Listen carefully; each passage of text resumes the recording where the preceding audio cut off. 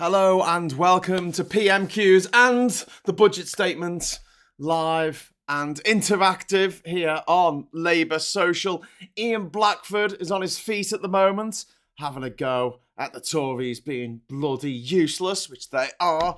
And as soon as it is announced that the PMQs it's going to start, I will cross live over to the House. Alistair Jack is answering questions. The Secretary of State for Scotland, privately educated, of course. If you get a chance, maybe go check out privateschoolmafia.com. It's grown. It's grown. Right, are they gonna? No, they're still putting questions. The Office of the Secretary of State for Scotland. Is my watch broken? I don't have a watch. I use my phone these days, but like usually at this point, I'm like, oh my god, they've already started. I've got to start the show. But yeah. Siskin Edge says, God, I hope this is the last Tory PMQs. It could be. It could be. If they announce the election tonight at 6 o'clock. Could happen. Could happen. There are going to be some bribes for billionaires, and that's about it. Right. But we are joined today in the gallery by the Speaker of the Supreme Council of the Key against Republic. I now call Charlotte Nichols. Come on, Charlotte. Please, Mr. Speaker. Question number one. Mr. Speaker, this morning I had meetings with ministerial colleagues and others. In addition to my duties in this House, including listening to the Chancellor's budget statement, I shall have further such meetings later today. Exciting stuff. Thank you, Mr. Speaker. The UK used to be a world leader in psilocybin research, but despite the calls from the Home Affairs Select Committee, leading researchers, charities and veterans organisations and the Royal College of Psychiatrists, we've shamefully fallen behind on breakthrough treatment for conditions like PTSD and depression, causing misery to millions of people in our country. Can the Prime Minister explain why this policy remains the responsibility of a Home Office that can't give it the attention it deserves, and why it's okay that American, Canadian and Australian patients can access treatment British patients can't? Yeah, there you go.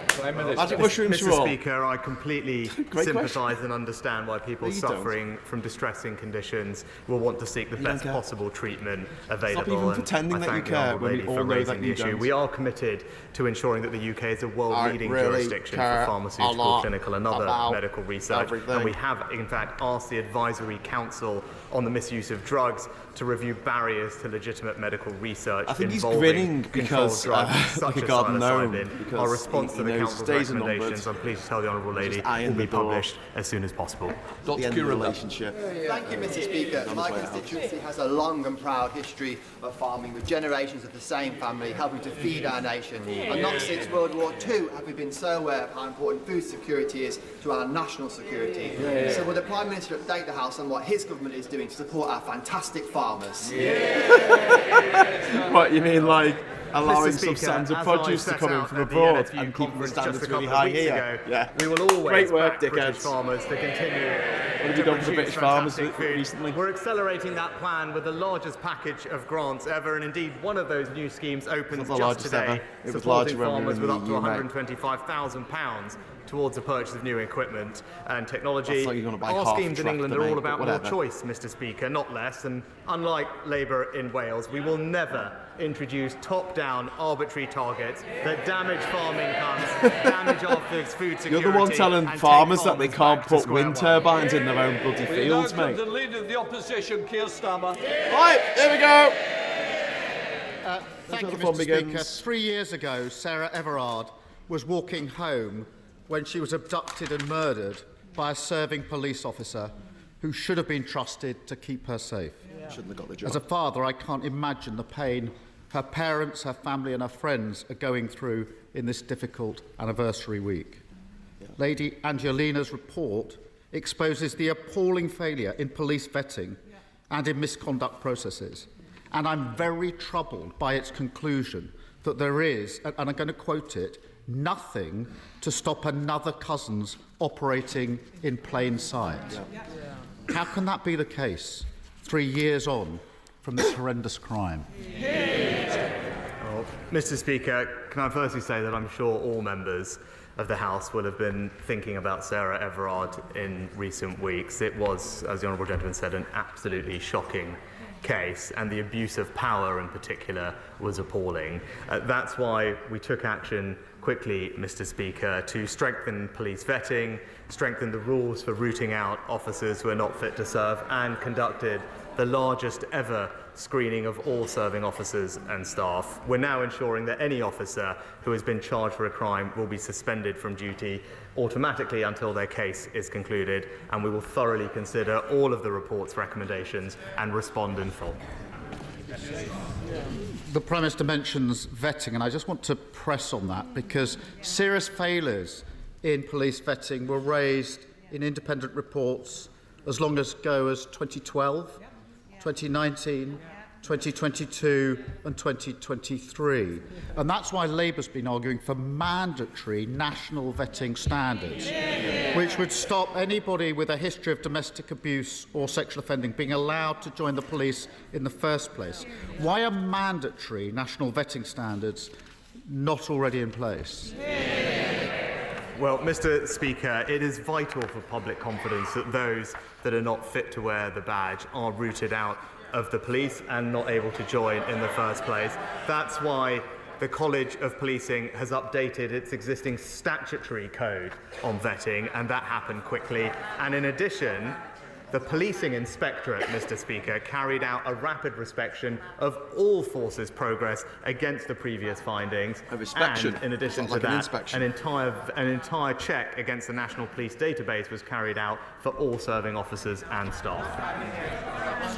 Mr. Speaker, I'm obviously very familiar with codes in criminal justice systems, but this is too serious for that. There's a world of difference between a code and binding mandatory standards, which don't have legal effect, and that should trouble members across the House. Cousin's history of sexual offending stretched back many years. On 4 occasions, despite allegations of indecent exposure, he wasn't sacked. We know indecent exposure is a gateway to more horrific crimes, as was tragically shown to be the case not only in Sarah Everard's case, but also Libby Squire. But it's not treated with the seriousness required. The Angelina report recommends reviewing all indecent exposure allegations against serving officers in order to identify, investigate and remove those officers from service. Now, given the obvious urgency of this recommendation, can the Prime Minister give a categorical assurance that it will be implemented immediately? Mr. Speaker, as the Home Secretary addressed this specifically when he made his statement, indecent exposure, just like any other kind of sexually motivated crime, is abhorrent. And we expect police chiefs to take it extremely seriously. We fully expect police chiefs to suspend an officer charged with any kind of sexually motivated crime. And it's worth pointing out, in addition to the new powers that the Home Secretary outlined about automatic suspension, Chief Constables already do have existing powers to suspend any officer in their force when allegations are made, and we fully expect them to use those powers. It's all fine, is it? It's all okay? Well, I do think the recommendation I referred to should be implemented urgently, and I ask the Prime Minister to look again at that, because every day that goes past when it isn't implemented carries risk for victims in these cases. Sarah Everard's murder should, of course, been a watershed moment on policing reform, on the criminal justice system, on violence against women and girls. But the sad reality is that victims of rape who have the courage and bravery to come forward have just a 2.4% chance of their perpetrators being caught and charged within the year.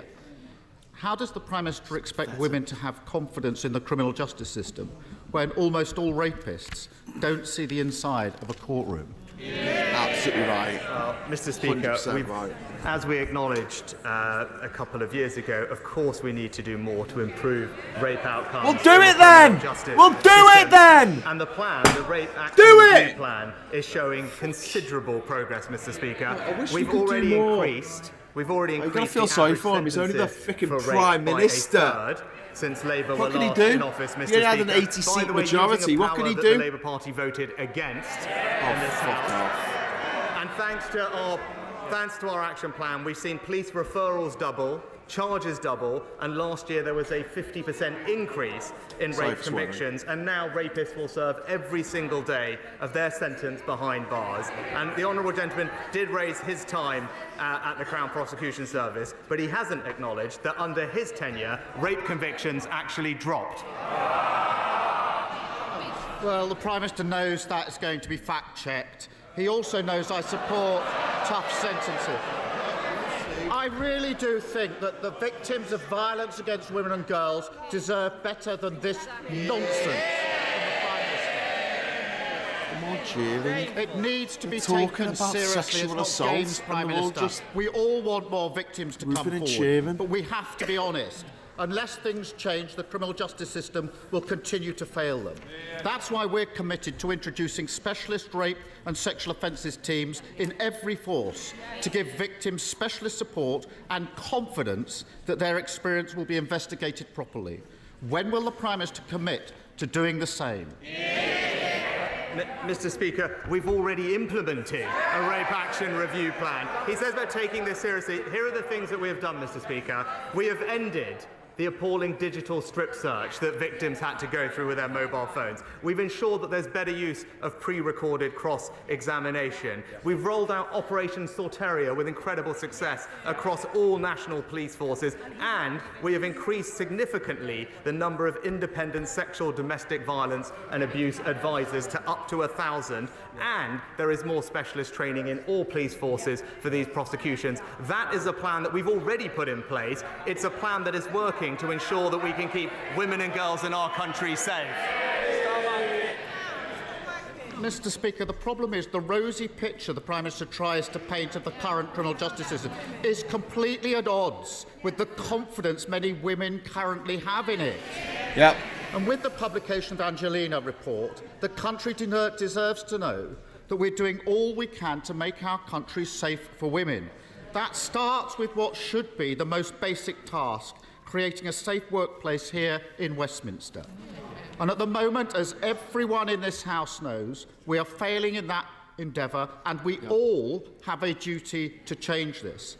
So when will he make time for the vote on banning from Parliament MPs who face allegations of sex offences? Something that was blocked by Christopher Cho. Mr. Speaker, it is absolutely right that we ensure our communities are safe for women and girls. That's why we passed the landmark Domestic Abuse Act. From Tory That's MPs. why we set up a new 24/7 Tory MPs. victim support line. It's why we've quadrupled funding for victim support, and why we are investing in practical things like CCTV and better street lighting in safer communities up and down the country. Now, of course, there is always more we can do. What's the point if only 1% of crimes result in a conviction? Women across this country will feel safe. I'm going to feel safe to your out of bloody Parliament. Mr. Speaker, sir, I want the Prime Minister to know that the people of Romford are struggling with ever-increasing energy prices, yet providers are making huge profits, running into hundreds of millions. Do you want to tell everyone what you're accused of? Does the Prime Minister agree with me that reductions in wholesale prices should be passed on to the consumers and standing charges brought down? And will the government hold utility companies to account? Of course it won't. Of course it won't. Well, Mr. Speaker, my honourable friend is right to highlight the challenge that high energy bills have posed, not just to his constituents in Romford, but across the country. That's why we stepped in with a significant package of support, paying for around half of a typical household energy bill when prices were at their highest. My honourable friend, I know, will join me in welcoming the fact that the energy price cap is set to fall by almost £250 in April, which will bring relief to many families, but we must hold companies to account, and that's why we introduced the energy profits levy on the windfall profits caused by an unexpected increase in energy prices, and we are going further to cut costs for people by cutting their taxes and putting more money in their family bank accounts. SNP leader Stephen Flynn. Mr. Speaker, much to my surprise this morning, it's been widely reported that the Conservative Party in Scotland are absolutely furious that Westminster is about to tax Scotland's natural resources in order to pay for a tax cut in England. Mr. Speaker, Is the Prime Minister in danger of turning his colleagues into nationalists? Mr. Speaker, obviously I wouldn't comment on the budget, but what I would say is, when I was in Scotland, there's an ongoing investigation. There has only ever been one party consistently standing up for the North Sea energy industry, and it's the Scottish Conservatives. No. The Prime Minister knows that not to be the case, but there's a serious point to be made here, Mr. Speaker. The Conservative Party want to use Scotland's natural resources to pay for tax cuts in England. The Labour Party want to use Scotland's natural resources to pay for nuclear power stations in England, and the cost of that up to 100,000 jobs. Scotland's wealth, Scotland's resources, Scotland's jobs, all a game to Westminster. But with the Tories on just 15% in the polls in Scotland now, will the Prime Minister do us all a favour and call a general election? Yes! Mr. Speaker, the call a general election. Claims to be supportive of the North Sea energy industry. Why is it that he's opposed all the measures that we have taken to protect those jobs in Scotland over the past couple of years? You've taken measures to protect the shareholders, the overseas shareholders in your to him that thanks to the actions of the in your privately owned commodity firms. Everyone in Scotland has received a significant tax cut from January this year. And in contrast to the Chancellor's last budget, the SNP's budget put taxes up for working Scots. Scotland is now the high-tax capital of the UK, but this Conservative government is going to keep cutting taxes for hard-working Scots. 50 self-taxers. All right, Tory. Yeah, we're also much more well off under you. Compensate the Horizon victims who are highlighted by Alan Bates's legal challenge. Swiss Tony. However, there are thousands more sub-postmasters across the country who are not actually prosecuted, but who faced financial penalties for bogus shortfalls, causing enormous financial and personal distress to them. Does the Prime Minister agree with me that we should now be doing everything possible to do right by all victims of gross miscarriage of justice, clear their names, and at last properly financially compensate them? My right honourable friend is absolutely right to highlight the appalling impact this miscarriage of justice has had on people's mental health. As he acknowledged, our focus is on delivering justice for the postmasters. And delivering? That's why Did we get a delivering? To overturn convictions and pave the way for the swift payment of Swiss compensation. There's a Freudian clip for you. For his long-standing campaign on this issue about mental health, and I can assure him that the Postal Minister is closely examining the issues he raises. He's considering next steps and will keep the right honourable gentleman closely informed. Sir Jeffrey Dawes. Thank you, Mr. Speaker. The Prime Minister will be aware that the Government's proposals to deal with the legacy of our troubled past in Northern Ireland continue to be the subject of scrutiny, most recently in the High Court ruling in relation to compatibility with our human rights obligations. And yet, many families of victims in Northern Ireland are deeply disappointed with the lack of cooperation by the Irish government in relation to murders committed in their jurisdiction or from their jurisdiction. In relation to the Omagh bomb inquiry, for example, the Irish government has declined to conduct a public inquiry on this worst atrocity in our troubled past, despite the courts urging it to do so. Will the Prime Minister continue to press the Irish Government on the need for them to make available facilities to enable the families of innocent victims, including in Omagh, to pursue justice for their loved ones? Can I thank my honourable friend for his question on this important topic, which I know will be of great interest not just to his constituents but many others across Northern Ireland. The Government has set forward its plans to deal with the legacy of the past and will continue to engage with everyone in Northern Ireland, whatever their views, to set out the best way forward. But I can confirm to him that the Secretary of State for Northern Ireland has raised these specific issues directly with the Irish Government and will continue to do so. And I also spoke to the Taoiseach myself about this very matter. We would hope to see further cooperation on Omagh and many other outstanding cases that involve Irish jurisdiction, because like him, I want to give families as much information as possible. Hello, Plesty. Thank you, Mr. Speaker. Putin has put the Russian economy on a total war footing. He has increased military spending by 68% to 7.5% of GDP. He claimed this month that over 520,000 new jobs have been created in their arms industry, which now employs an estimated 3.5 million Russians.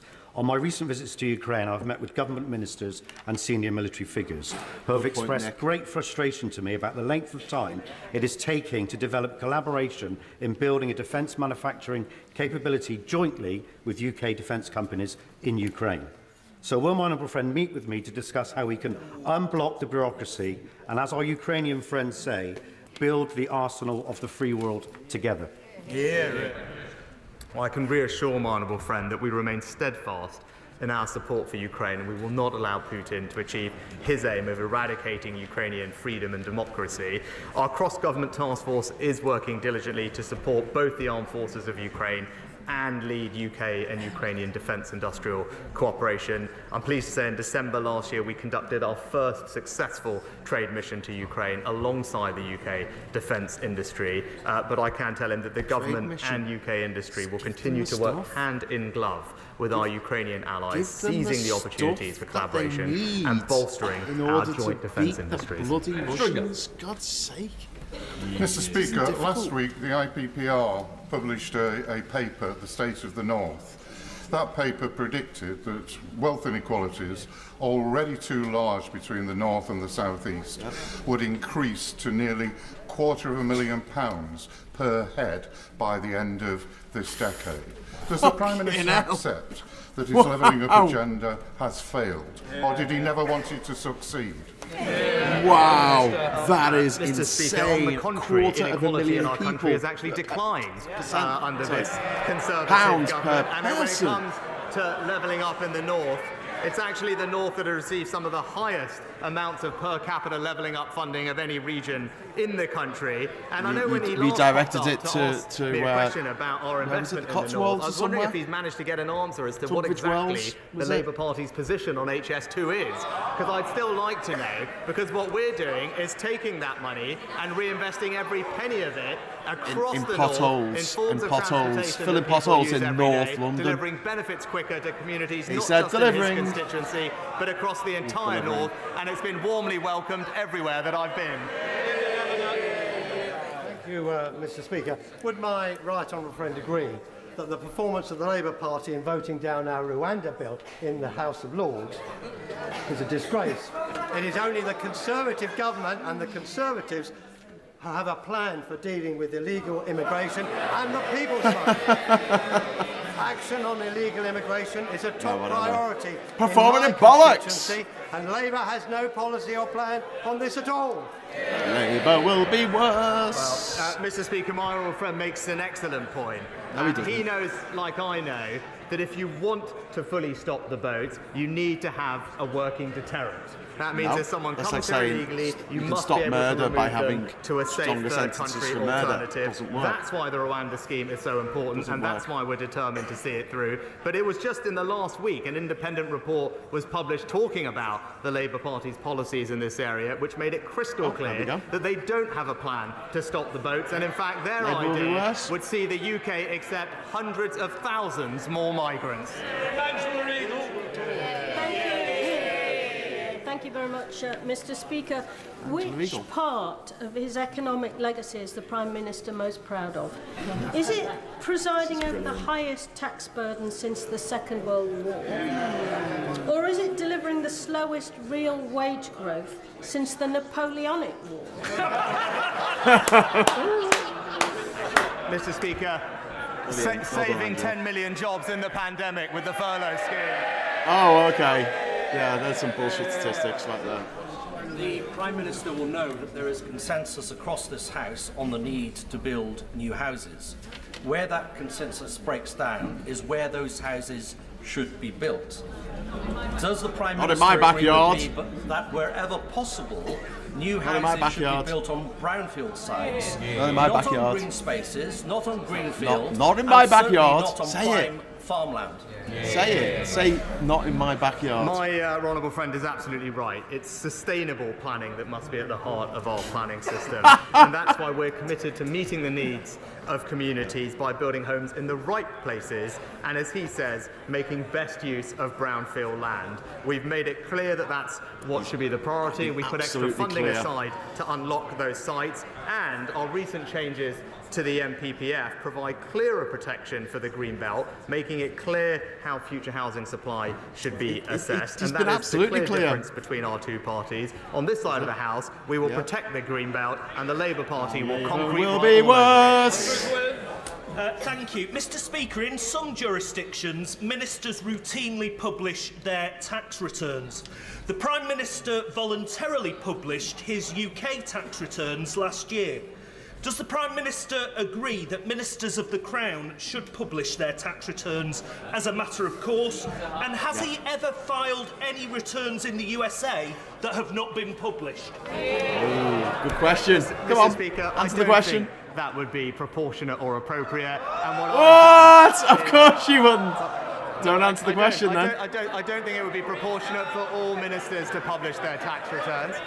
Why not? In keeping with a long-standing tradition, Why not? I voluntarily published my tax return, as did the Chancellor. What about your tax returns in America? And I've been completely transparent about that as I've done it.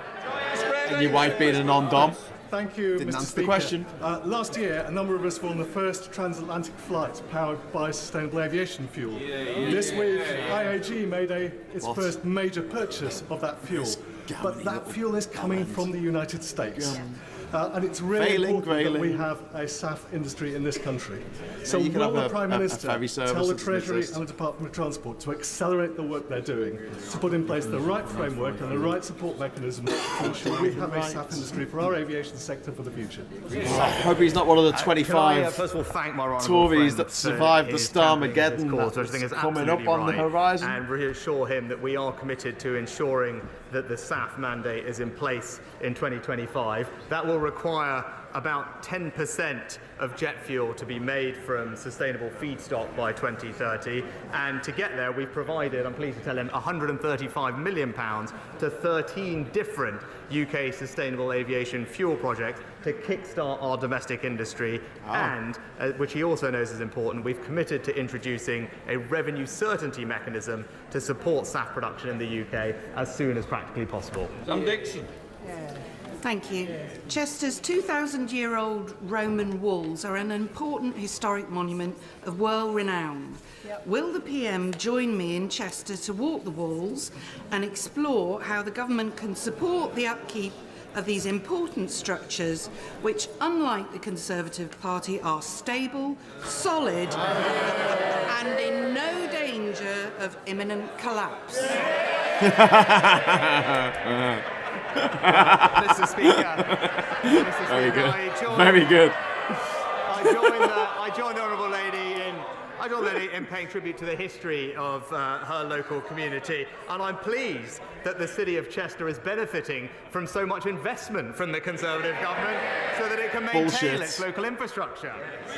No, it's not. Thank you, Mr. Speaker. 5 weeks ago, Conservative MPs from across South East London and Kent wrote to Transport for London and the Labour Mayor of London, Oh my calling God, on them to do King the Gammon. right thing, following Gammon! the implementation of a temporary 40-mile-an-hour speed Gammon! limit on the A20 near Sidcup, which has seen thousands of drivers unfairly issued fines and points on their licence. This has left many drivers, including carers, emergency service workers and teachers, at risk of losing their licences and jobs. This is despite travelling less than 50-mile-an-hour zones. Does the Prime Minister agree with me that TfL, the Met Police and Sadiq Khan must come clean about the number of fines and cancel these issued points? Well, whatever. Can I thank my honourable friend for this question, and I do understand the concerns that local drivers have over this ongoing TfL issue. Whilst we're doing everything we can to back motorists across the country, it is disappointing that the Labour Mayor and indeed Labour-run Wales are hammering drivers at every opportunity, whether that's temporary speed limits or blanket 20-mile-an-hour zones or the ULEZ expansion. It's a war on drivers. My honourable friend has a meeting with a responsible minister to discuss his concerns. Mr. Speaker, to strengthen current spiking legislation, forensic evidence is essential. The NHS does not have uniform policy for the screening of suspected victims of spiking at A&E. We can pass all the laws we want in this place, but to achieve justice, this forensic evidence is vital. Will the Prime Minister commit to ensuring that hospital emergency departments have a statutory obligation to take forensic samples from these victims? Yeah.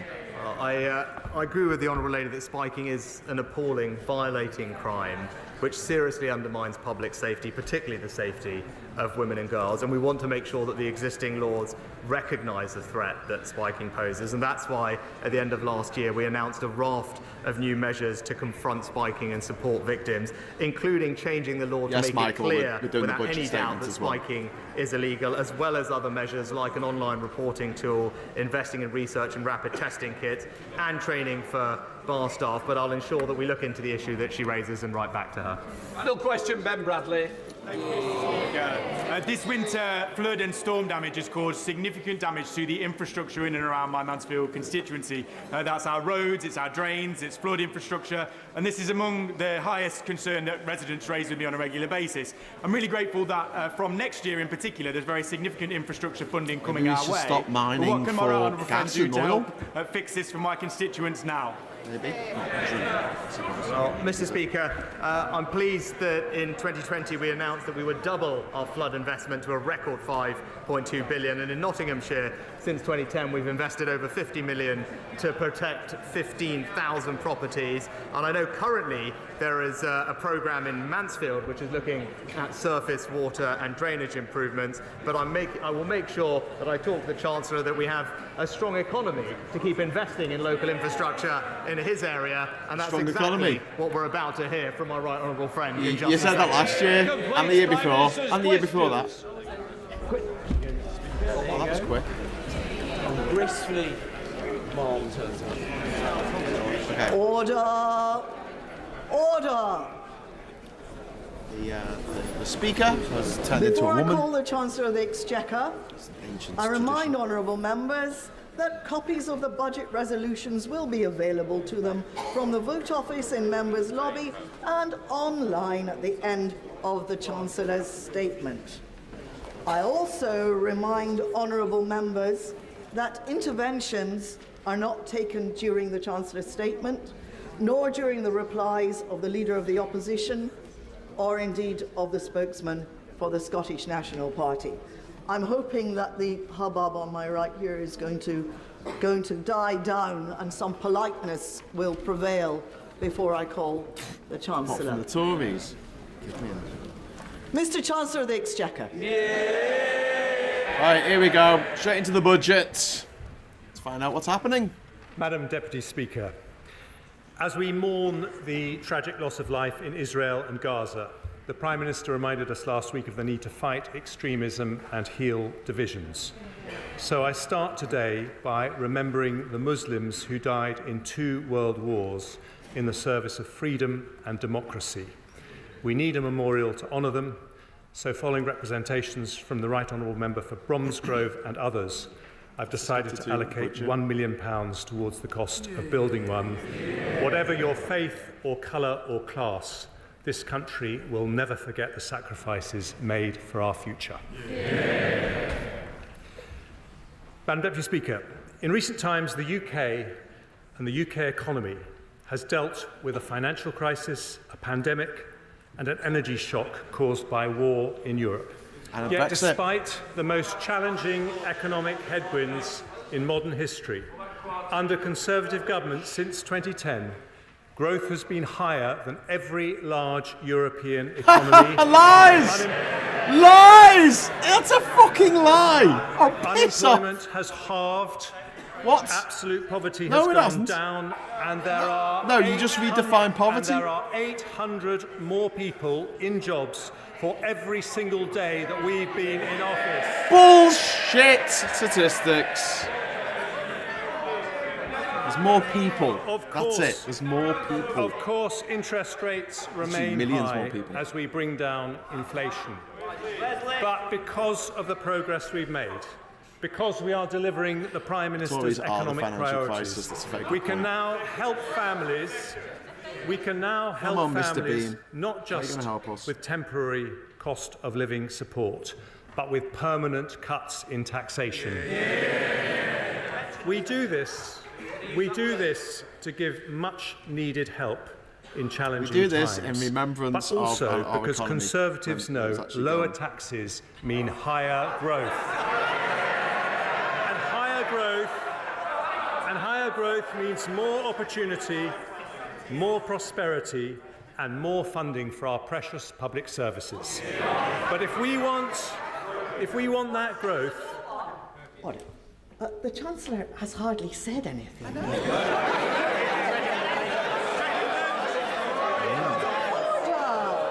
Order! You can't get excited yet. Now, other people want to hear what the Chancellor has to say, and it's matters. So, we'll have a bit of good behaviour, please. Chancellor. Thank you, Madam Deputy Speaker. If we want that growth to lead to higher wages and higher living standards for every family in every corner of the country, it cannot come from unlimited migration. It can only come by building a high-wage, high-skill economy, not just higher GDP. It's 14 years, dickhead. GDP per head. Sorry for and shouting. that is the Is difference that 14 with years? the party opposite. Their plans destroy jobs, Labour will reduce be worse. opportunities. No, and our risk economy doubled family under Labour, mate. finances with spending Doubled. that pushes Our up economy doubled. taxes. It has Instead not of grown going back at to all square under one, you. In fact, the policies I per announced capita, today it shrank. mean more investment, more jobs, better public services and lower taxes in a budget for long-term growth. And Madam Deputy Speaker, I start with the updated forecasts from the OBR, for which I thank Richard Hughes and his team. First, inflation. When the Prime Minister and I came to office, it was 11%. Came to office? The You've been in latest charge figures because of you! You did that! Your party did it! This is not amusing anymore. When I turned up, the murder victim was already dead. I can tell who's making the noise, and you simply won't get a chance to It speak turns later. out So that we were the that's end of it. murderers. Chancellor. We've done the best. Thank you, Madam Deputy Speaker. When the Prime Minister and I came to office, inflation was 11%, but the latest figures show it is now 4%, more than meeting our pledge to halve it last year. And today's forecasts from the OBR show it falling below the 2% target in just a few months' time, nearly a whole year earlier than forecast in the autumn statement. Hurrah. Nothing to do with That you. didn't happen by accident. Well, it didn't happen Whatever because the of you, mate. pressures and whatever the politics, a Conservative government working with the Bank of England will always put sound money first. But we also understand that tackling inflation, while necessary, is painful. It means higher interest rates and a period of lower growth. So we've given the average household £3,400 in cost of living support over the last 2 years. Doing so makes economic as well as moral sense. The OBR predicted real household disposable income per person would fall by 2% in the last year. Instead, after this support, it is on track to rise by 0.8%. And today I take further steps to help families with cost of living pressures, starting with measures to help the poorest families. We've already abolished higher charges for electricity paid by those on prepayment meters, increased the local housing allowance, and raised benefits by double expected inflation. Today I focus on those falling into debt. Nearly 1 million households on universal credit take out budgeting advance loans to pay for more expensive emergencies like boiler repairs or help getting a job. To help make such loans more affordable, I've today decided to increase the repayment period for new loans from 12 months to 24 months. For some people, I thought they cared about people on the lowest incomes. This isn't going to help them. This isn't going to help them. But trust the Labour Party not to want to hear about debt. For some people, the best way to resolve debt is through a debt relief order. But getting one costs £90, which can deter the very people who need them the most. So having listened carefully to representations from Citizens' Advice I today relieve pressure on around 40,000 families every year by abolishing the £90 charge completely. Next, the Household Support Fund. It was set up on a temporary basis and due to conclude at the end of this month. Having listened carefully to representations from the Joseph Rowntree Foundation, the Trussell Trust, and honourable members from East Ham, Colchester, Ruislip, Northwood and Pinner and Suffolk Coastal, amongst others, I've decided that with the battle against inflation still not over, now is not the time to stop the targeted help it offers. We will therefore continue it at current levels for another 6 months. Next, I turn to a measure that will help businesses and households more broadly. In the autumn statement, I froze alcohol duty until August of this year. Without any action today, it would have been due to rise by 3%. But I've listened carefully to my right honourable friends from Altrincham and Sale West, the Vale of Glamorgan, and my right honourable friend from Murray, who is a formidable champion of the Scottish whisky industry. I also listened to Councillor John Tonks from Ash, a strong supporter of the wonderful Admiral pub, who pointed out the pressures facing the industry. So today, I've decided to extend the alcohol duty freeze until February 2025. This benefits 38,000 pubs across the UK, and on top of the £13,000 saving a typical pub will get from the 75% business rates discount I announced in the autumn. We value our hospitality industry and are backing the great British pub. Another cost that families and businesses worry about is fuel. Now, the Shadow Chancellor complained about the freeze on fuel duty, and Labour has opposed it at every opportunity. The Labour Mayor of London wants to punish motorists even more with his ULEZ plans, but lots of families and sole traders depend on their car. If I did nothing, fuel duty would increase by 13% this month. So instead, I've listened to my right honourable friends for Stoke-on-Trent North, Dudley North, Witham and others, as well as the Sun newspaper's Keep It Down campaign. Sun newspaper. I have, as a I've listened to the Sun newspaper. I've listened to what Murdoch's told me to do. 5p cut and freeze fuel duty for another 12 months. This will save the average car driver £50 next year diesel cars, and bring total savings savings since the 5p cut was introduced to around £250. Taken together with the alcohol duty freeze, this decision also reduces headline inflation by 0.2 percentage points in 24/5, allowing us to make faster progress towards the Bank of England's 2% target. Madam Deputy Speaker, there can be no solid growth without solid finances. An economy based on sound money does not pass its bills to the next generation. When it comes to borrowing, some believe there is a trade-off between compassion and fiscal responsibility. They are wrong. It is only because we responsibly reduce the deficit by 80% between 2010 and 2019 that we could provide £370 billion to help businesses and families in the pandemic. The party opposite opposed our plans to reduce the deficit every single step of the way. The deficit. But in you fairness, do realise that spending is like borrowing. Is nearly 100% of our GDP. Supported controlling spending in coalition, but now say they would prop up a party that will turn on the spending taps. It's the difference between no plan and no principles.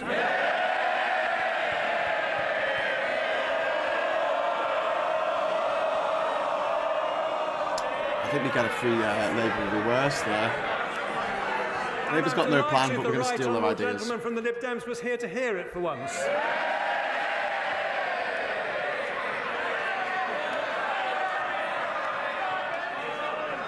Today, we say something different. Deficit. There is nothing compassionate about running out of money. The Tories.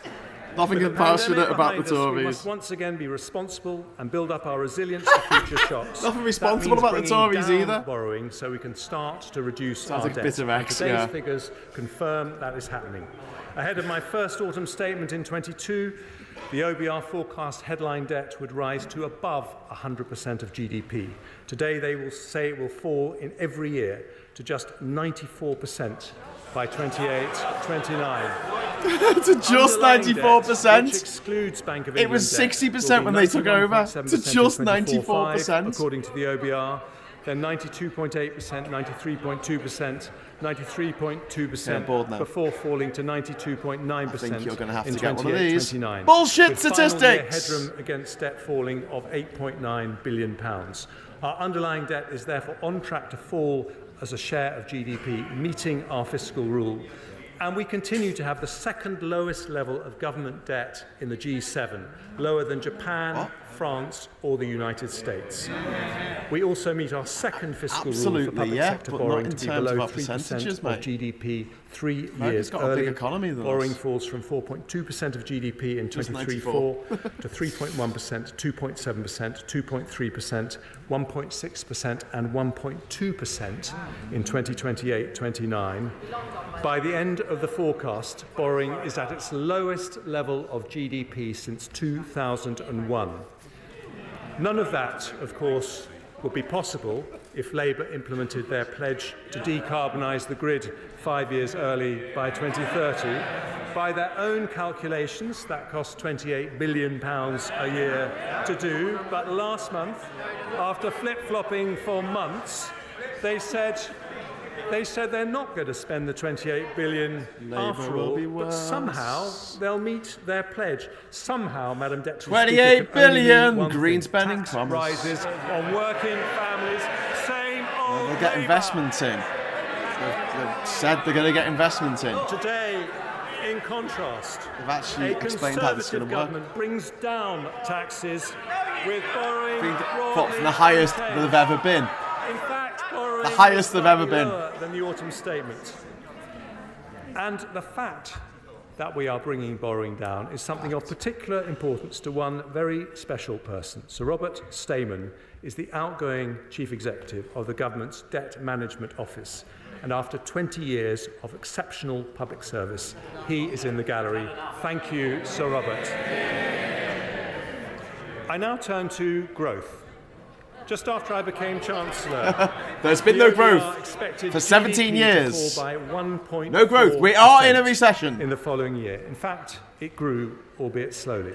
Now the OBR expects the economy to grow by 0.8% this year and 1.9% next year. What, when Labour in power? 0.5% higher Thanks. than their autumn forecast. General election After that, now. Growth rises to 2.2%, 1.8% and 1.7% in 2028. Back in the mouth. Since 2010, they don't want to hear this, but these are the facts. Since 2010, we have grown faster than Germany, France or Italy, the three largest European economies. And according to the IMF, we will continue to grow faster than all three of them in the 5 years ahead. Surveys by Lloyds and Deloitte show business confidence is returning. In other words, because we have turned the corner on inflation, we will soon turn the corner on growth. And today's OBR forecasts also show that we have made good progress on the Prime Minister's three economic priorities. Compared to when the three pledges were made, inflation has halved, debt is falling in line with our fiscal rules, and growth is fully 1.5 percentage points higher than predicted. And as growth returns, they don't have a growth plan, so they might as well listen to ours. As growth returns, our plan is for economic growth not sustained through migration, but one that raises wages and living standards for families. Not just higher GDP, but higher GDP per head, and that means sticking to our plan with a budget for long-term growth, more investment, more jobs, better public services and lower taxes. And I start with investment. Economists say that stimulating investment is the most effective way to raise productivity and therefore wages and living standards. Since 2010, we've been doing just that. Business Well, you might want to listen to what I'm about to say because business investment has risen from an average of 9.3% of GDP under Labour to 9.9% under the Conservatives. And this year it will be 10.6% of GDP. Lies. That is £30 billion more not business performative investment bollocks. than Sorry if it had about that. continued at Press the wrong Labour button. levels. It's actually and it's still bullshit going statistics. up. In the short period since the autumn statement, Nissan have announced they'll build 2 new electric car models in the UK. Microsoft and Google have announced data centres worth over £3 billion. Thanks to my right honourable friend, the Business Secretary, the Global Investment Summit unlocked £30 billion of investment. In fact, since 2010, greenfield foreign direct investment has been higher than anywhere else in Europe. And for the last 3 years, we have been the 3rd highest in the world after the United States and China. And we're not stopping there. In the autumn statement, I announced we would introduce permanent full expensing, a £10 billion tax cut for businesses that gives the UK the most attractive investment tax regime of any large European or G7 Foreign country. direct investment's gone It was up welcomed by since Brexit, over 200 which you haven't business mentioned leaders, so far. with the Talk about CBI saying it talk was a about the game benefits of changer Brexit. Go on. and the single most transformational thing we could do to fire up the British economy. And Why today don't we I just take join further the EU? steps to boost investment. Having listened to calls from the CBI, Make UK and the BCC, we'll shortly publish draft legislation for full expensing to apply to leased assets, a change I intend to bring in as soon as it's affordable. We'll also help small businesses, something close to my own heart, as well as the business rate support and work on prompt payments I announced in the autumn. I'll provide £200 million of funding to extend the recovery loan scheme as it transitions to the growth guarantee scheme, helping 11,000 SMEs access the finance they need. And following representations from the Federation of Small Business, as well as honourable members for Loughborough, Southend West and Rother Valley, I will reduce the administrative and financial impact of VAT by increasing the VAT registration threshold from £85,000 to £90,000 from April the 1st, the first increase in 7 years. That will bring tens of thousands of businesses out of paying VAT altogether and encourage many more to invest and grow. I now move to measures to address historic underinvestment in our nations and regions. Since we started historic under you! You've been in power for 40 Since we started levelling up in years! 2019, 2/3 of all new salaried jobs have been created outside London and the South East. We've announced 13 investment zones and 12 free ports, which continue to attract investment, including recently, thanks to the efforts of Mayor Ben Houchin from the one who sold all our land for £1 to a private company that's now making millions. Into the Tees Valley investment zone. Today, working with the Levelling Up Secretary, I devolve further power to local leaders who are best placed to promote growth in their areas. I can announce the North East Trailblazer devolution deal, providing a package of support for the region potentially worth over £100 million. No, I'll I don't devolve want it. powers to Buckinghamshire. I live in the North East. I do not want you to Warwickshire, give £100 million and to of the our most money beautiful to your county in corrupt, England, Surrey. shitty little I see the leader of political the opposition allies. smiling because, like me, he is a Surrey boy. I know he's been taking advice from Lord Mandelson, who yesterday rather uncharitably said he needed to shed a few pounds. Ordinary blames Labour. families He's will a Tory, shed been in more power than for a few 14 pounds years, if sir. that lot 14 get years. in. Oh, there you go. You've heard it again. Labour will be worse. Call an election. Today. You mean when they get in? If he wants to join me on my marathon training, he's most welcome as well.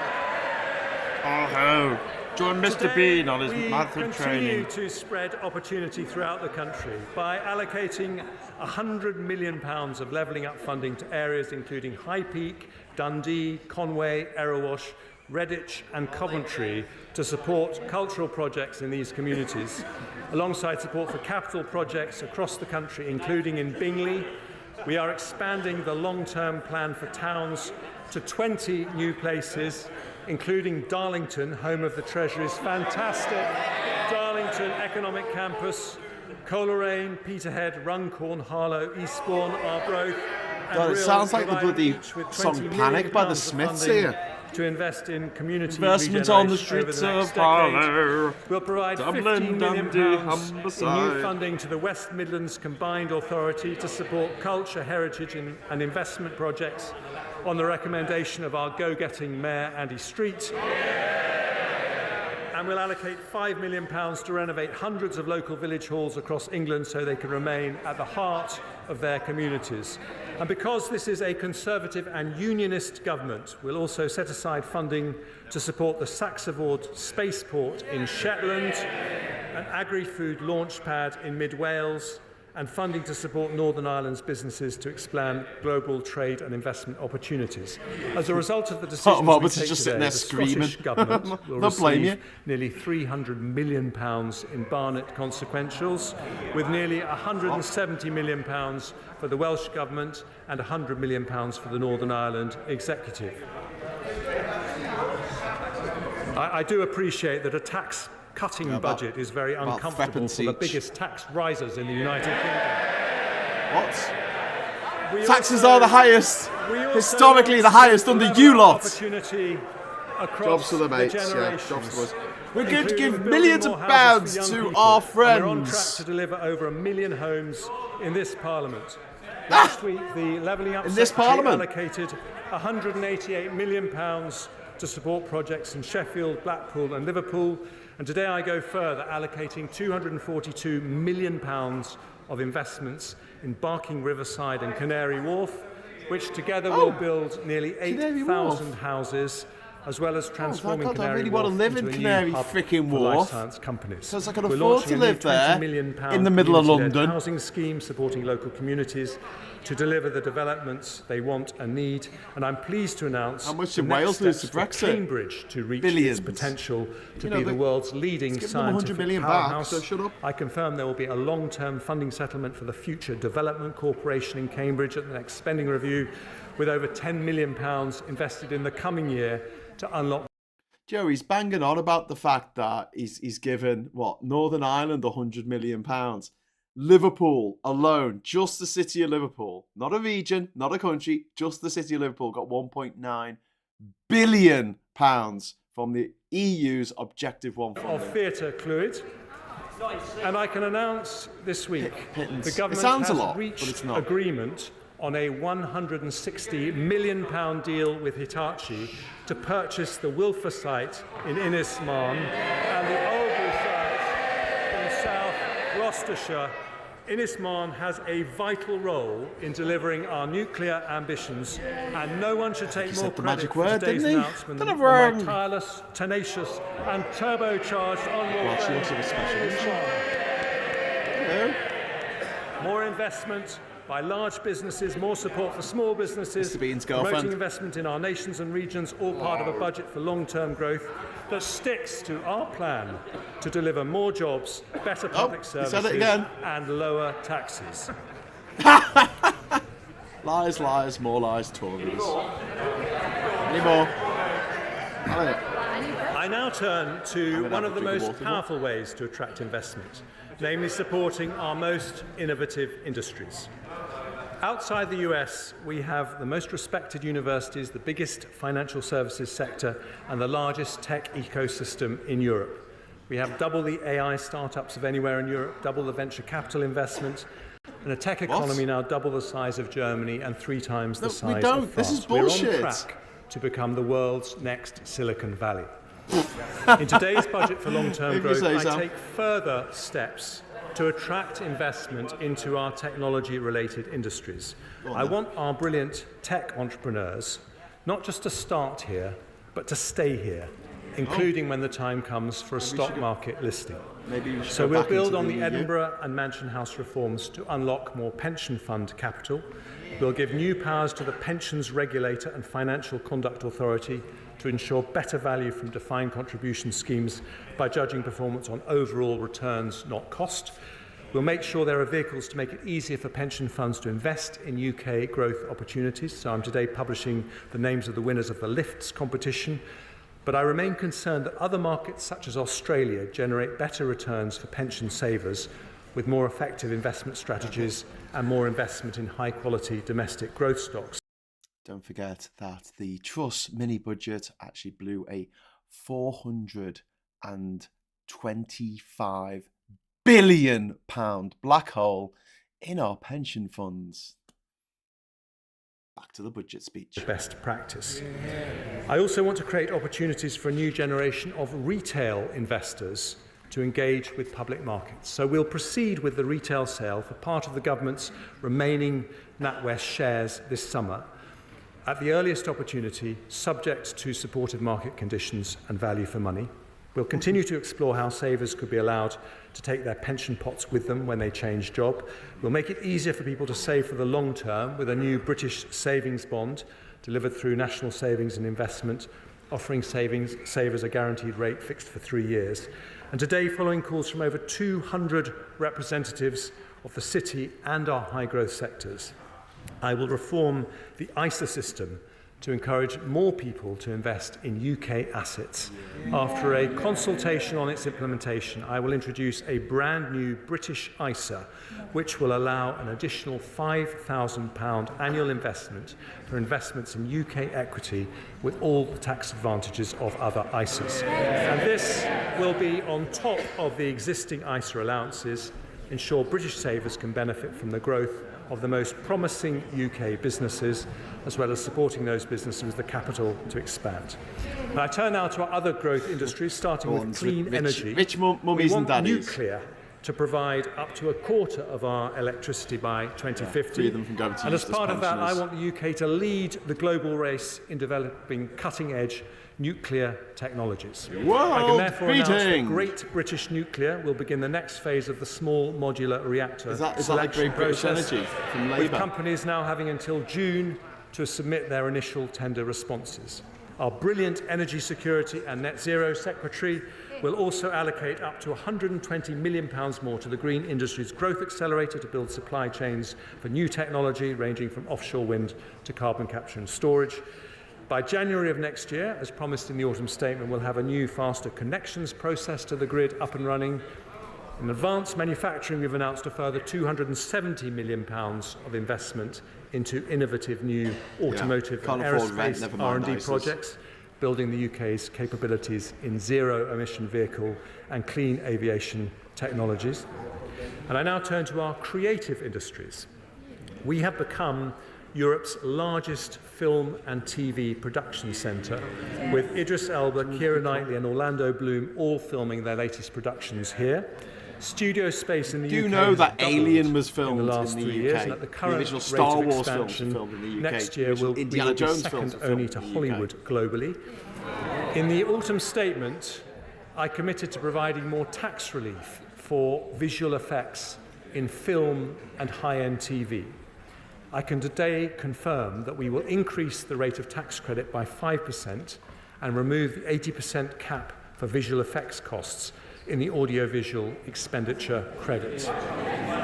Having worked closely with the Culture Secretary and listened carefully to representations from companies like Pinewood, Warner Brothers and Sky Studios, we'll provide eligible film studios in England with a 40% relief on their gross business rates until 2034. And having heard representations from the British film industry, PACT, and indeed the Prime Minister, we will introduce a new tax credit for UK independent films with a budget of less than £15 million. For our creative industries more broadly, we will provide £26 million of funding to our preeminent theatre, the National Theatre, to upgrade its stages. And today I particularly want to recognise the contribution of our creative industries and the tourism that comes from orchestras, museums, galleries and theatres. Grim Fang saying in the why are pandemic, also we introduced higher 45% and 50% levels of tax relief, which were due to end in March 25. They have been a lifeline for performing arts across the country. Today, in recognition of their vital importance to our national life. I can announce I am making those tax reliefs permanent at 45% for touring and orchestral productions and 40% for non-touring productions. Lord Lloyd Webber says this will be a once-in-a-generation transformational change for like a tiny proportion of the population. Capital of creativity. If you were born rich, check out privateschoolmafia.com. May be of particular interest to the Shadow Chancellor, who seems to fancy her thespian skills when it comes to acting like a Tory. The trouble is, we all know how her show ends. Higher taxes, like every Labour government. You've got the highest taxes on record right now, and you've been in charge for 14 years. You not want to talk about higher taxes.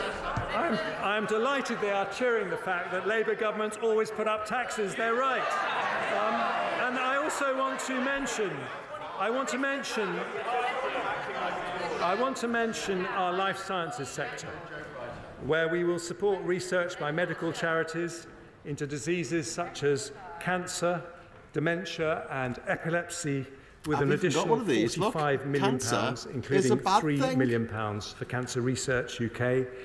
But I have long believed we should be manufacturing medicines as well as developing them. Yeah, and we've stuck a big thorn in the side of that with Brexit. A brand new investment by one of our greatest life science companies, AstraZeneca, led by mon ami, the irrepressible Sir Pascal Soriot. Everything they make. AstraZeneca made their COVID vaccine available to developing countries at cost, as a result saving over 6 million lives. And today, because of the government's support for the life sciences sector, they announced plans to invest £650 million in the UK to expand their footprint on the Cambridge Biomedical Campus and fund the building of a vaccine manufacturing hub in Speke in Liverpool. More investment, better jobs in every corner of the country in a long-term budget for growth from a Conservative government. Look at them nodding away there. One of the biggest barriers to investment is businesses not being able to hire the staff. Sean, check out privateschoolmafia.com. The economy today has around 900,000 vacancies.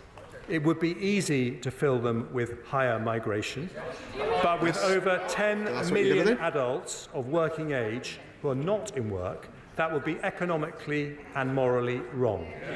Those who can work should. And this is an issue that I have tackled in every budget and autumn statement I've delivered. A year ago, I abolished the pensions lifetime allowance, which pushed doctors and others to take early retirement. Ask any doctor what they think about Labour's plans to bring it back, and they will say, don't go back to square one. He said, don't go back to square one. In the autumn, with the help of our superb Work and Pensions Secretary, it's so predictable and shit. 1 million tinkering around the edges. Millions of people cannot afford to live. 3 million people are using food banks. The biggest ever expansion. And he's talking about giving the National Theatre a few quid for a new stage. Just listen. The majority of people in the north haven't been to London, never mind the bloody theatre there. Children of working parents from 9 months. We've not had a childcare plan from Labour, so you might want to listen to ours. Our plan will mean an extra 60,000 parents enter the workforce in the next 4 years. A tremendous achievement for the Education Secretary, who I think is doing an effing good job. Effing good job. That's unparliamentary language. Many people, admonish him, Speaker woman. I announced measures to support the childcare sector make the new investments it now needs to. So I am guaranteeing the rates that will be paid to childcare providers to deliver our landmark offer for children over 9 months old for the next 2 years. That is more people in work, more jobs, sticking to our plan in a long-term budget for growth. And I now turn to public services. Let's put them some more, eh? Public services, that one. I thought they were supposed to be interested in public services. Yeah, you're not. Clearly. What's your view like from your ivory tower, mate? I can wait. Yeah. Privately educated in one of the top schools in Britain. This guy's never had to work a day in his life. Someone else wrote this script. Murmuring is normal. I shouldn't be able to hear what you're saying over there. That is clearly out of order. Now, let's have some courtesy. Chancellor. Thank you, Madam Deputy Speaker. Good public services need a strong economy to pay for them. But a strong economy also needs good public services. We're in recession. In 2010, schools in the UK were behind Germany, France and Sweden in the OECD's PISA education rankings for reading and maths. Now, after Conservative reforms, we are ahead of them. Bullshit. Bullshit. Absolute bullshit. And violent crime have 6-year-olds in Britain are less tall than they've been since the freaking war. Our armed forces remain the most professional and best funded in Europe. With defence spending already more than 2% of GDP, we're providing more military support to Ukraine than nearly any other country, and our spending will rise to 2.5% as soon as economic conditions allow. The NHS is still recovering from the pandemic, but has 42,000 more doctors and 71,000 more nurses than it did under Labour. That is of all people! Our population has grown 10% since then. For every single month Arsehole. we've been in office. Now, resources matter, of course, which is why, despite all the economic shocks we have faced, overall spending on public services has gone up since 2010, in the case of the NHS by more than a third in real terms. But although spending has continued to rise every year, public sector productivity still remains below pre-pandemic levels by nearly 6%. This demonstrates that the way to improve public services is not always more money or more people. We also need to run them more efficiently. Oh, efficiencies, We need a more productive state, not a bigger state. Okay. So the most effective, most efficient way for these clowns to run anything is by, instead of investing all the money that you make in these services, is actually to give a big chunk of that to shareholders in other countries. That's efficiency. That's Tory efficiency right there. By more. Others say it's too much and we should cut it to improve efficiency. Neither are right. It's not fair to ask taxpayers to pay for more when public service productivity has fallen. Nor would it be wise to reduce that funding given the pressures public services face. So I am keeping the planned growth in day-to-day spending at 1% in real terms, but we are going to spend it better. Right, okay. Public service has been cut to the bone. What are you going to take away? They don't have a plan for public all services, the ambulances, like everything else. with stretchers. So why not listen to ours? Privatisation. Yeah. Today I am announcing a landmark public sector productivity plan that restarts public service reform and changes the Treasury's traditional approach to public spending. And I start with our biggest and most important public service, the NHS. Go on, destroy it. One of my greatest privileges was to be Health Secretary. Thanks to the NHS. I have 3 gorgeous children, the oldest of whom Thanks has to been you, the patiently NHS listening has a in the waiting gallery. list of 8 million. The NHS is rightly the biggest reason most of us are proud to be British. But the systems that support its You make me staff ashamed are to be often British, you antiquated. dickheads. Doctors, nurses and ward staff spend hours every day filling out forms when they could be... Mr. Streeting. When patients don't show up... I don't like to interrupt the Where's Chancellor. Streeting getting taken up? You're too close to me to be shouting that loudly. If you want to shout that loudly, you should concentrate away up there. I apologise for interrupting the Chancellor. Chancellor.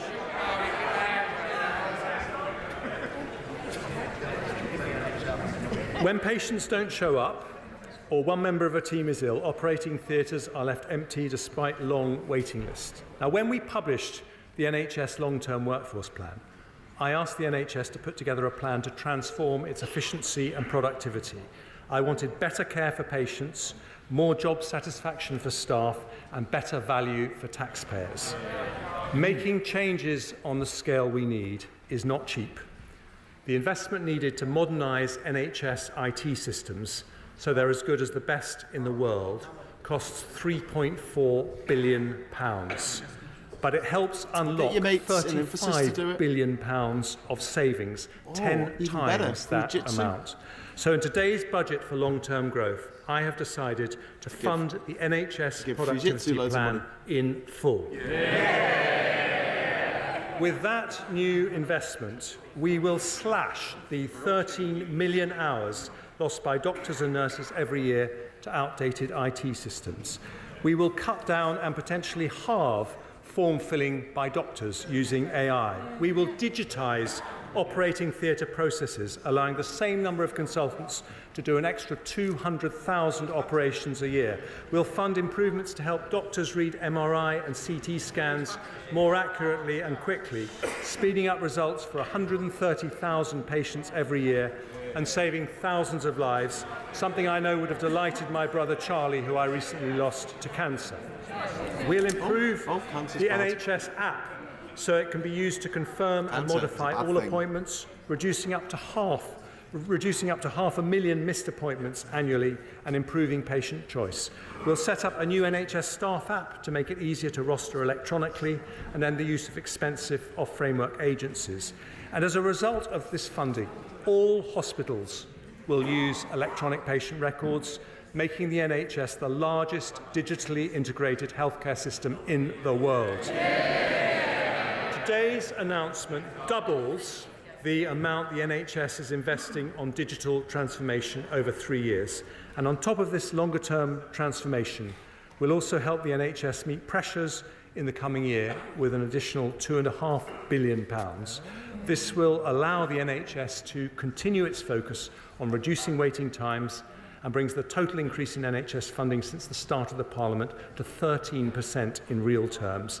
The NHS was there for us in the pandemic, and today, with nearly £6 billion of additional funding, a Conservative government is there for the NHS. The head of the NHS, Amanda Pritchard, today says that this investment shows the government continues to back the NHS.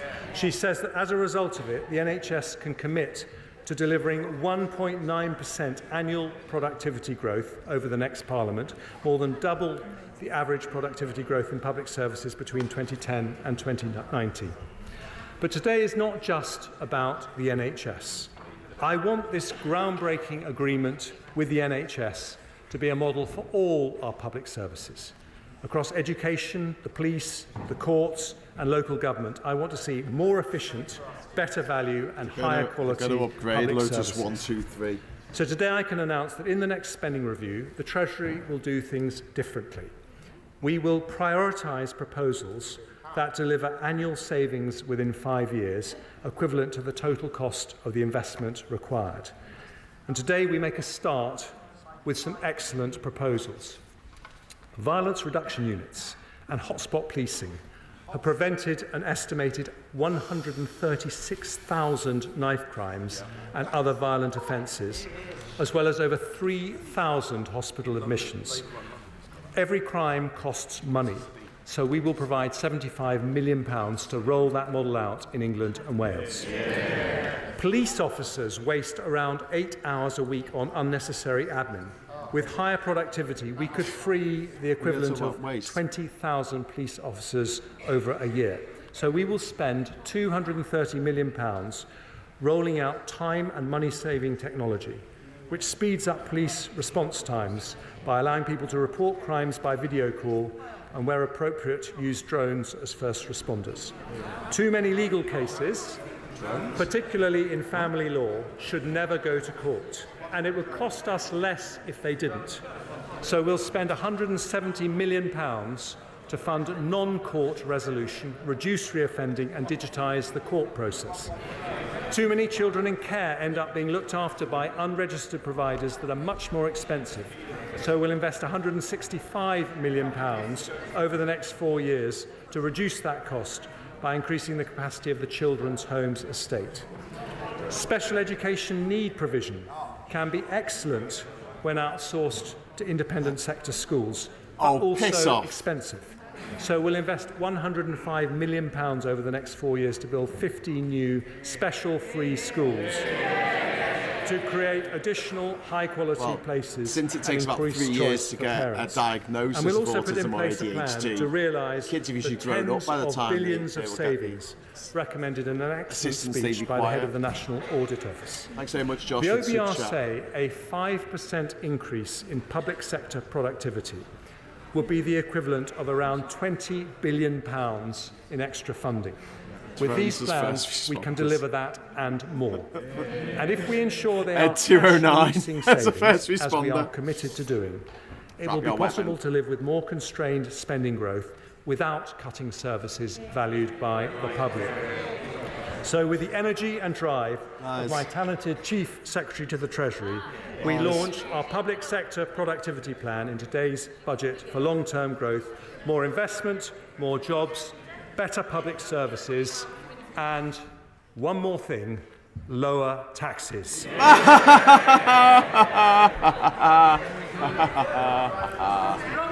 Keeping taxes down matters to Conservatives in a way it never can for Labour. We believe that in a free society, the money you earn doesn't belong to the government, it belongs to you. If we want to encourage hard work, we should let people keep as much of their own money as possible. Trickle-down economics. Conservatives look Trickle-down at economics. economies in North America and Asia and notice that countries with lower taxes generally have higher growth. Now, economists argue about cause and correlation, but we know that lower taxed economies have more energy, more dynamism and more innovation. It's absolute and we know bollocks. that's Britain's future too. Absolute Before bollocks. I explain how we will bring down taxes, I start with some measures to make our system simpler and fairer. To discourage non-smokers from taking up vaping, we're today confirming the introduction of an excise duty on vaping products from October 26 and publishing a consultation on its design. Because vapes can also play a positive role in helping people quit smoking, we'll introduce a one-off increase in tobacco duty at the same time to maintain the financial incentive to choose vaping over smoking. I'll make a one-off adjustment to rates of air passenger duty on non-economy flights only to account for high inflation in recent years, and I'll provide HMRC with the resources they need to ensure everyone pays the tax they owe, leading to an increase in revenue collected of over £4.5 billion across the forecast period. Next, I turn to property taxation. In recent months, following tenacious representation from the honourable members for St Austell and Newquay, North Devon, cities of London and Westminster, Torbay and Truro and Falmouth, I have been looking closely at our furnished holiday lettings tax regime. I am concerned that this tax regime is creating a distortion, meaning there are not enough properties available for long-term rental by local people. So to make the tax system work better for local communities, I'm going to abolish the furnished holiday lettings regime. I've also been looking at stamp duty relief for people who purchase more than one dwelling in a single transaction, known as multiple dwellings relief. I see the Deputy Leader of the Labour Party paying close attention, given her multiple dwellings.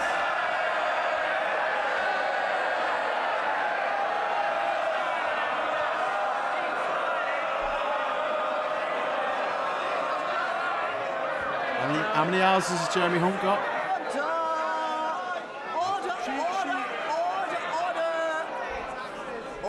Order. Too much excitement. We haven't actually. Is he going to alleviate stamp duty for landlords? Are they really going to do this? Trying to say. Come on, bring it. And I can hear who is shouting there. You won't get to speak later, Chancellor. Time to go for a cup of tea. I'm sorry to disappoint her, but multiple dwellings relief was not actually designed for her, but intended to... It was intended to support investment in the private rented sector, but an external evaluation found no strong evidence that it had done so and that it was being regularly abused, so I'm going to abolish it. And finally, as part of this budget, both the Treasury and part of our look on property taxation, both the Treasury and the OBR have looked at the costs associated with our current levels of capital gains tax on property. They have concluded that if we reduced the higher 28% rate that exists for residential property, we would in fact increase revenues because there would be more transactions. For the first time in history, both the Treasury and the OBR have discovered their inner Laffer curve.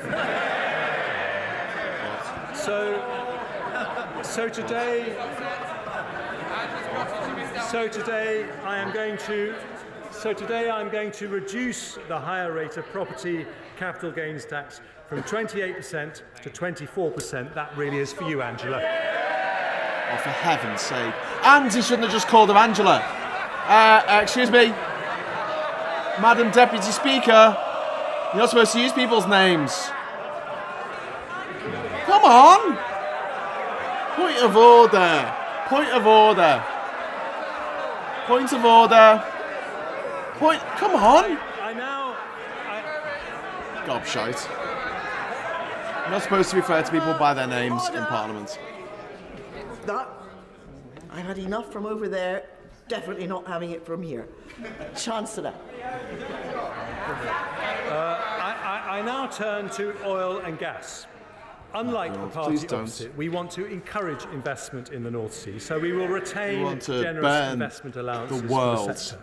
We'll also legislate in the finance bill to abolish the energy profits levy should market prices fall to their historic norm so that for our a sustained period of mates, time, who are already after millionaires, representations from the honourable become members of even Barrett and richer. Buckley.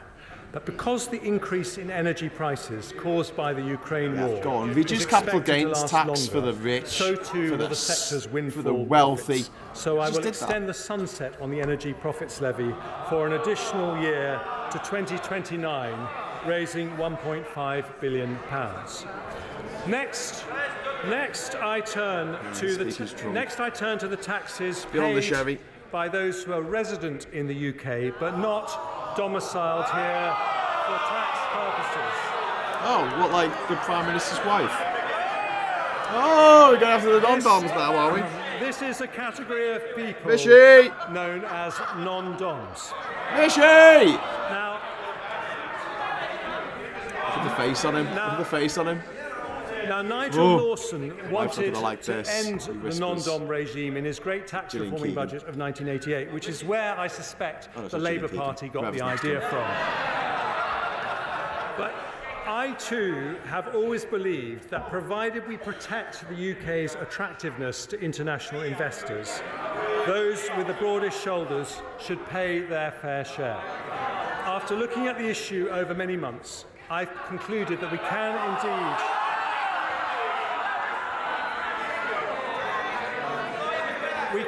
indeed introduce a system which is both fairer and remains competitive with other countries. Right, okay. So the government will abolish the current tax system for non-doms. Oh, there you go. Stolen a Labour idea there. Tories stealing the Labour idea. Look at this. Stealing their idea. They've got no plan, but we're going to steal their plans. They've got no plan, but we're going to steal their plans. Can't have it both ways, dickhead. We will replace... Order. This is impossible. Right? Yes. Yeah, it's one way of putting it. Order! Could you please shout more quietly? Chancellor. It's actually quite funny. Thank you, Madam Deputy You Speaker. shout more quietly. We will replace the non-dom regime with a modern, simpler and fairer residency-based system. From April 25, new arrivals to the UK will not be required to pay any tax on foreign income and gains for their first 4 years of UK residency, a more generous regime than at present and one of the most attractive offers in Europe. But after 4 years, those who continue to live in the UK will pay the same tax as other UK residents. Recognising the contribution of many of these individuals to our economy, we will put in place transitional arrangements for those benefiting from the current regime. That will include a 2-year period in which individuals will be encouraged to bring wealth earned overseas to the UK, where it can be spent and invested here, a measure that will attract onshore an additional £15 billion of foreign income and generate more than £1 billion of extra tax. Overall, abolishing non-dom status will raise £2.7 billion a year by the end of the forecast period. Where'd you get those figures from? Did you get them from Labour? That is money the party opposite planned to use for spending increases, but today a Conservative government makes a different choice. We use that revenue to help cut taxes on working families. Cut taxes! And many of those families, Madam Deputy Speaker, depend on child benefit. But the way we treat child benefit in the tax system is confusing and unfair. It's a lifeline for many parents because it helps with the additional costs associated with having children. And when it works, it's good for children, good for parents, and good for the economy because it helps people into work. But we currently withdraw child benefit when one parent earns over £50,000 a year. That means two parents earning £49,000 a year receive the benefit in full, but a household earning a lot less than that does not, if just one parent earns over £50,000. Today, I set out plans to end that unfairness. Doing so requires significant reform to the tax system, including allowing HMRC to collect household-level information. We'll therefore consult on moving the high-income child benefit charge to a household-based system to be introduced by April 2026. But because that is not a quick fix, I make two changes today to make the current system fairer. Following representations from my right honourable friends from Penistone and Stocksbridge, they made the system Salton and Wallington, Bassett Law and West Worcestershire, along with many others, I confirm that from this April, the high-income child benefit charge threshold will be raised from £50,000 to £60,000. We will raise the top of the taper, at which it's withdrawn, to £80,000. That means no one earning under £60,000 will pay the charge, taking 170,000 families out of paying it altogether. And because of the higher taper and threshold, nearly 500,000 families with children will save an average of £1,300 next year. According to the OBR, this change will see an increase in hours amongst those already working to the equivalent of 10,000 more people entering the workforce. More investment, more jobs, better public service and lower tax. Madam Deputy Speaker, there is one further set of changes I want to make today. The way we tax people's income is particularly unfair. If you get your income from having a job, you pay two types of tax: national insurance contributions and income tax. If you get it from other sources, you pay only one. This double taxation of work is unfair. The result is a complicated system that penalises work instead of encouraging it. If we are to build a high-wage, high-skill economy not dependent on migration, if we want to encourage people not in work to come back to work, we need a simpler, fairer tax system that makes work pay. That is why I cut national insurance contributions in the autumn. By reducing the penalty on work, the OBR said that tax cut would lead to the equivalent of 94,000 more people in work. In other words, it would fill more than 1 in 10 vacancies throughout the economy. Lower taxes, more jobs and higher growth. Today, because of the progress we have made bringing down inflation, Because of the additional People can't investment feed their that is families is a flowing big into the deal. economy, because we have a plan for better and more efficient public Such an services, upper middle class budget. and because we have asked those with the broadest shoulders to pay a bit more. Order. Mr. Perkins.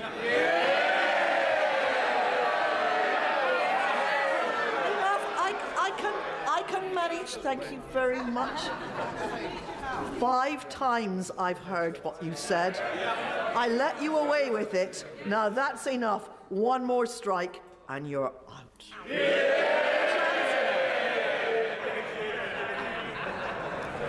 Madam Deputy Speaker, I do know how hard it is for them to listen to arguments for lower taxes. But that is the difference.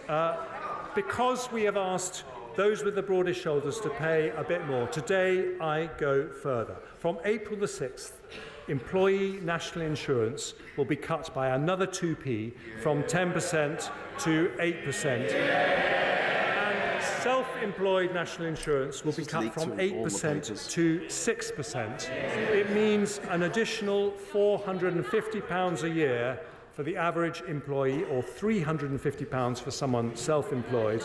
When combined with the autumn reductions, it means 27 million employees will get an average tax cut of £900 a year. 2 million self-employed will get a tax cut averaging £650.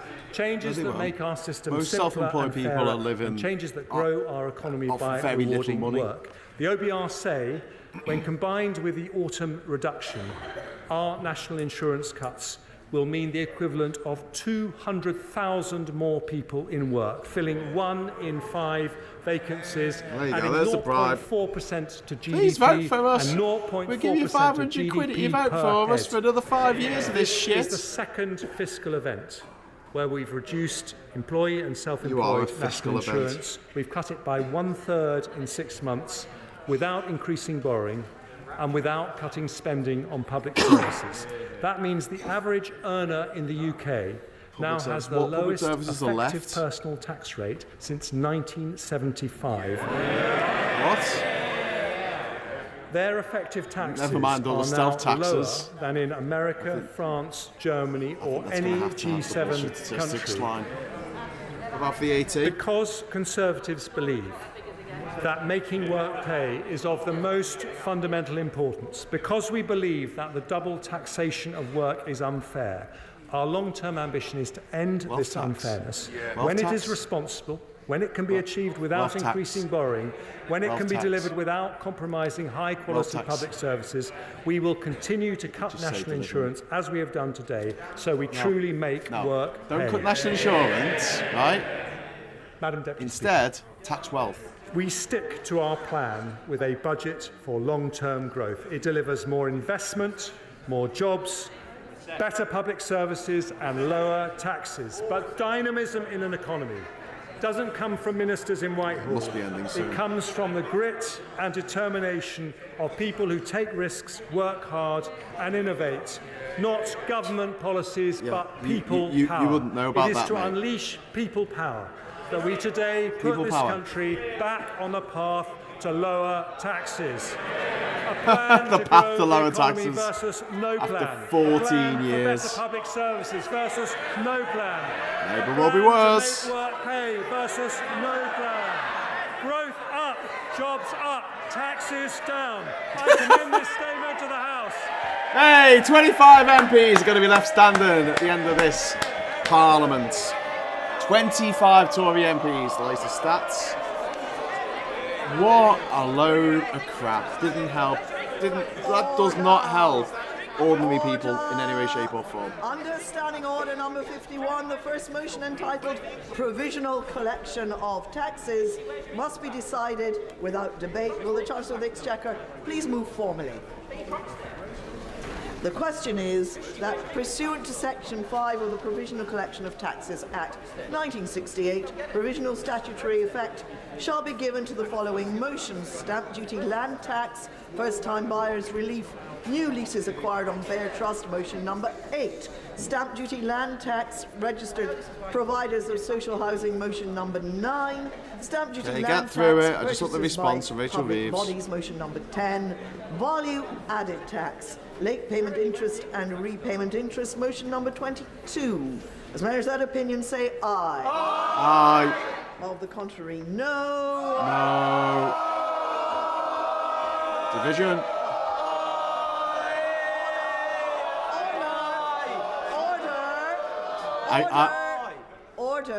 Order, let I me can actually hear explain West for the Streeting. clarification of the House that this is the provisional point, which is the provisional question which is asked at this stage, and that all members will have the opportunity, having heard the debate in detail, to vote on each of these motions next Tuesday, the 12th of March, at the end of the budget debate.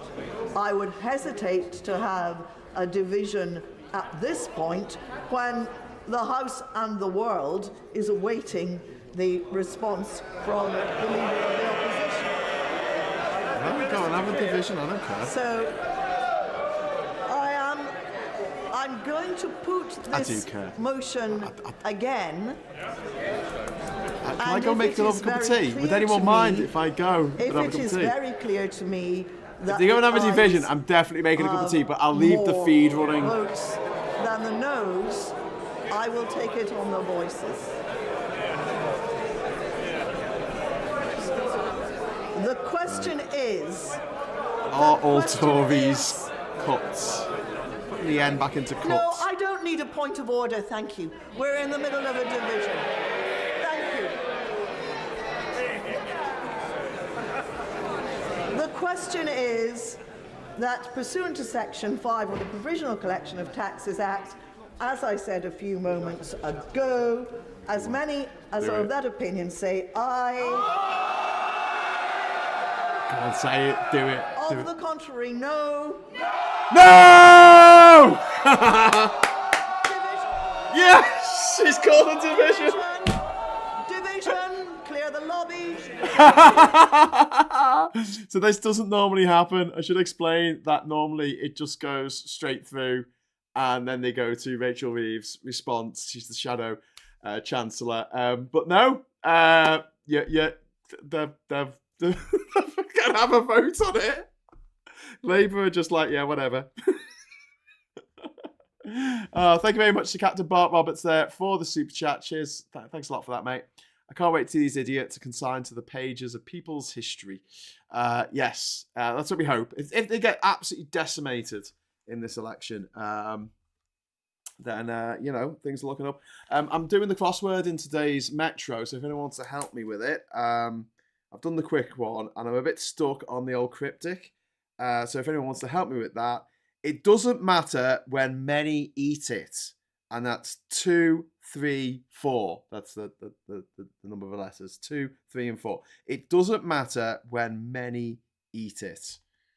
It doesn't matter. Like something and something. Like it and when people eat it. I don't get it. I don't get it. So if you want to help me with that, you're very welcome to. Possibly shouldn't be doing the crossword while watching Prime Minister's questions and the budget, but there you go. I'm multitasking. I wish the Tories would have only 25 seats, but as many cretins would get to vote for them to get 100 plus. Well, I think everyone's sick of them now. We're sick of them. And the fact that so much in that budget speech was like, yes, we were bad in the past, but in the future we're going to be really good again. The question is that pursuant to Section 5 of the Provisional Collection of Taxes Act 1968, provisional statutory effect shall be given to the following motions. Stamp duty land tax, motion number 8. Stamp duty land tax, motion number 9. Stamp duty land tax, motion number 10. And value added tax, motion number 22. As mayors that opinion say aye. Aye. Of the contrary, no. No. Tellers for the ayes, Aaron Bell and Robert Largan.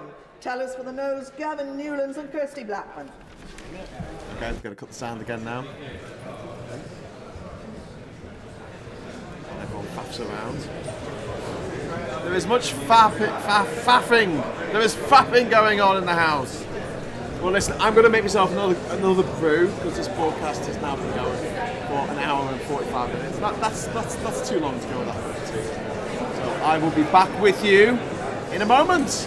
In the meantime, amuse yourselves. Yeah.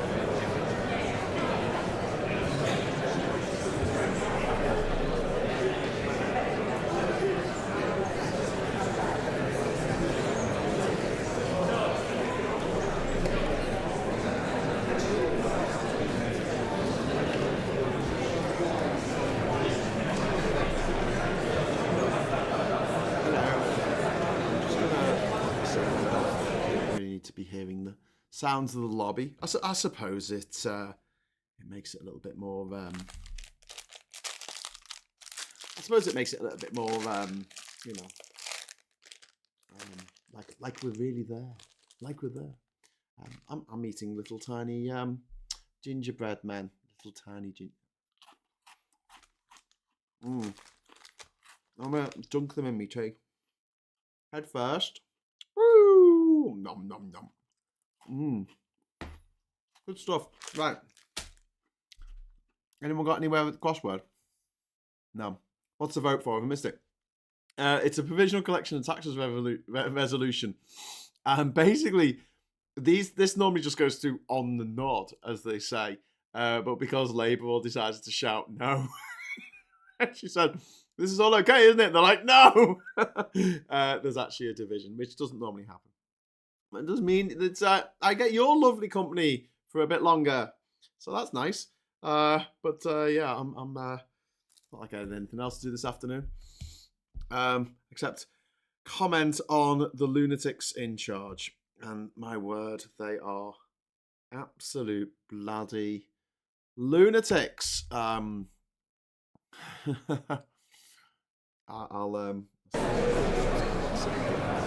I think I'll put that on.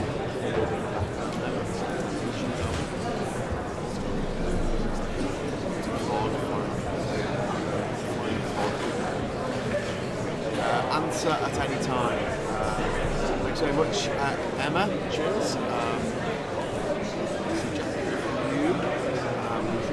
Questions from the chat. I will try and find it.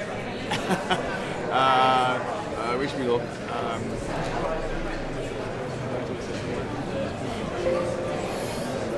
Right, so there we go.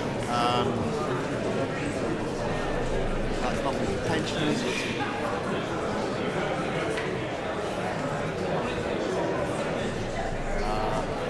Emma, I don't know what I don't know what the question was. Sorry, Emma. I will answer it.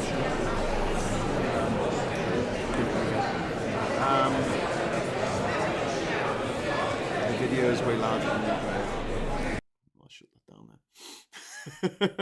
there. Yeah, sorry about that. It's just one of those things.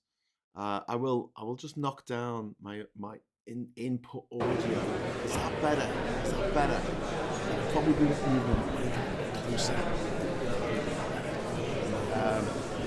These are McVitie's mini gingerbread men. I think we got them. He's going head first to the thing.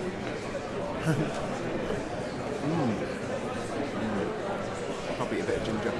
For my birthday last week, my wonderful partner made me a ginger cake. So it's like a sponge cake, but it's ginger.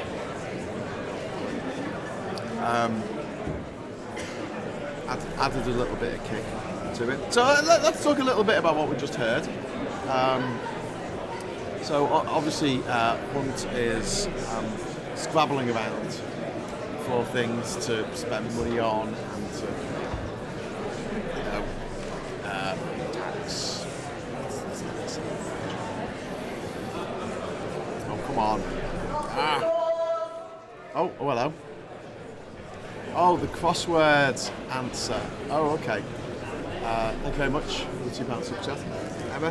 I don't know what the answer is. That's what I'm saying. It doesn't matter when many eat it. That's the clue. It doesn't matter when many eat it. So many is usually a C for like 100 in Roman numerals. Could be another word meaning many. Eat it. It could be an anagram of many eat it.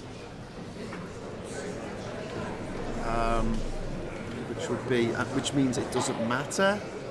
Maybe at A-T, at, maybe the A and the T are there. What have we got left? At any time. At any time, I've got it! The answer is at any time. Thank you very much for people watching there. Turn the background noise down, please. Right down. Raw. There you go. That's very low. At any time is the answer. Oh, now. Oh, thanks, Emma. Shit. Thank you very much. Should we do another one? Next one is April 1st. That's 1ST. April 1st, marking when the salute is taken, and it's 5 and 4. So I'm thinking it's something post, because that's a salute in it. Is it? I don't know. 5 and 4. April 1st, marking when the salute is taken. This is today's Metro, by the way, if you're playing along at home. Richard saying me and Emma got it. You did indeed. Well done. So April 1st, marking when the salute is taken. 5 and 4. There's no way it could be April Fool's Day. What else is April the 1st? It's not the first day of spring, is it? April 1st? Is there a saint on that day? Maybe?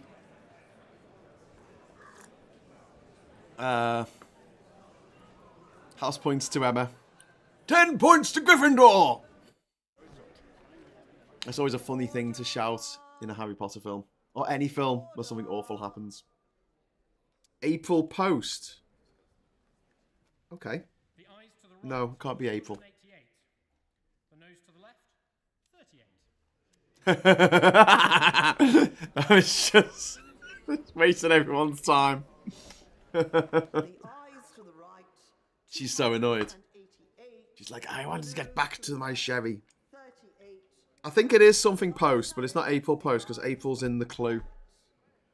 April 1st might mean that it begins with an A or it uses the first letter of A. To the motion entitled Income Tax. March past. Ah, April 1st. March past. Yes. Very good. Okay. Excellent. Good stuff. Thank you. Thank you for that. Who got March past there? I think it was Yoni. Yoni, thank you. Right. The question is We're moving. that income tax is charged thank you, Jane. for the tax year 2024 to 25. Have a couple on me, Greg. And it is declared that it is expedient in the public interest that this resolution should have statutory effect under the provisions of the Provisional Collection of Taxes Act. I'm trying to look at my levels and try and keep them about level. Trying to keep my levels level. Leader of the opposition, Sir Keir Starmer. Right, there we go. Now, is that a response? Thank you, Madam Deputy Speaker. There we have it, the last desperate act of a party that has failed. Britain in recession. The last National desperate credit act. card maxed What out. do I call this? And The despite desperation the is measures today, palpable. the highest tax burden for 70 years. Yeah, yeah. The first Parliament since records began to see living standards fall, confirmed by this budget today. That is their record. It is still their record. Give with one hand and take even more with the other. And nothing they do between now and the election will change that. I mean, over 14 years, we've seen our fair share of delusion from the party opposite. A Prime Minister who thinks the cost of living crisis is starting to ease. An Education Secretary who thinks concrete crumbling on our children deserves her gratitude. A former Prime Minister who still believes crashing the pound was the right path for Britain. She does, and she's still an MP. She's still a Tory MP. In this hall of infamy, the Chancellor, who breezes into this chamber in a recession and tells the working people of this country that everything's on track. Crisis? What crisis? Or, as the captain of the Titanic and the former Prime Minister herself might have said, iceberg? What iceberg? Smiling as the ship goes down, the Chuckle Brothers of decline.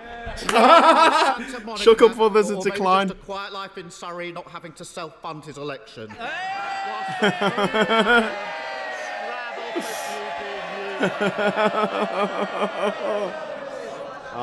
If only it weren't so serious, because, Madam Deputy Speaker, the story of this Parliament is devastatingly simple.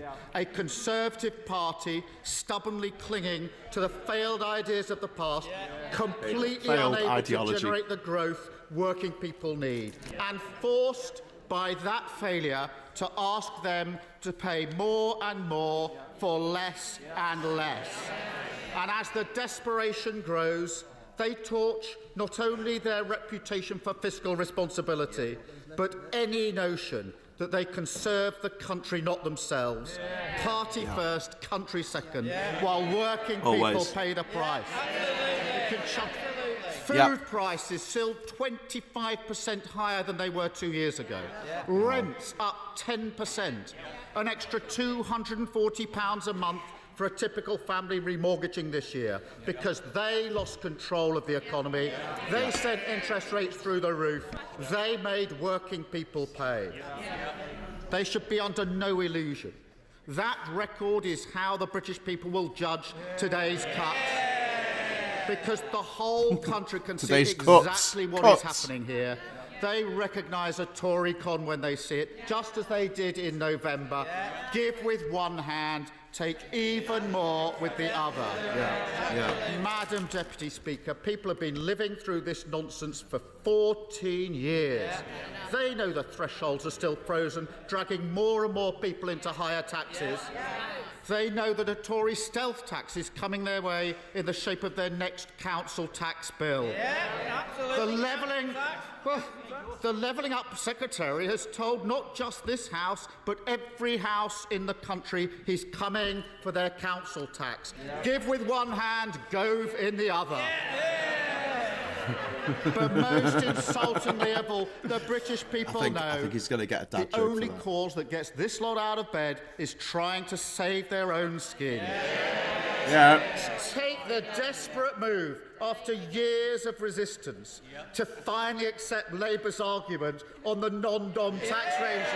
Yay! Has there ever been a more obvious example of a government that is totally bereft of ideas? And if they're sincere in support of this policy now, then the question they must answer today is, why did they not do it earlier? Why did they not stand up to their friends, their funders and their family?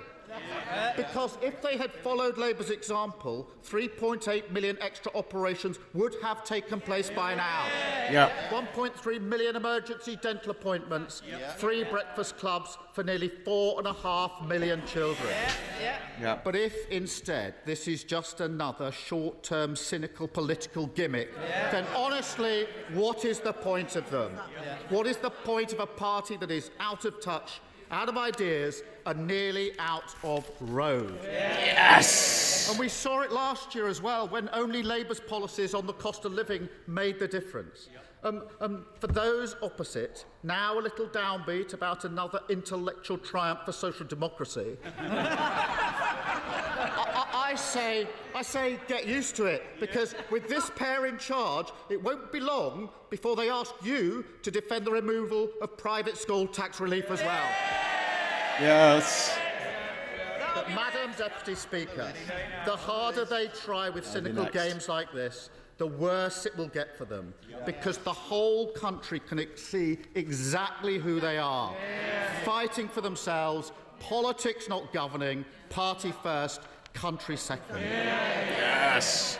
Madam Deputy Speaker, because we have campaigned to lower the tax burden on working people for the whole Parliament, and we won't stop now, we will support the cuts to national insurance today. But I noticed this, in 2022, when the Prime Minister was Chancellor, he made this promise. I can confirm in 2024, for the first time, the basic rate of income tax will be cut from 20 to 19 pence.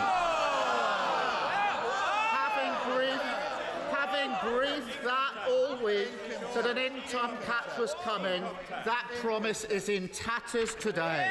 Yeah. There you go. And of course, Tory we support lies the for fresh you. investment in our NHS. Although I have to note that the Chancellor, when he was Health Secretary 10 years ago, promised to make the NHS paperless by 2018.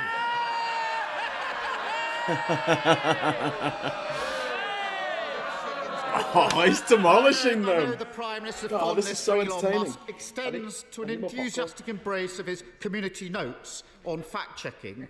So I'll say this bit slowly. Labour supports the fuel duty freeze. That is our policy. And I look forward to the Prime Minister's acknowledgement of that in coming days. We do ask the Chancellor can set out how we will make sure that this policy gets passed on to hard-pressed families at the pump.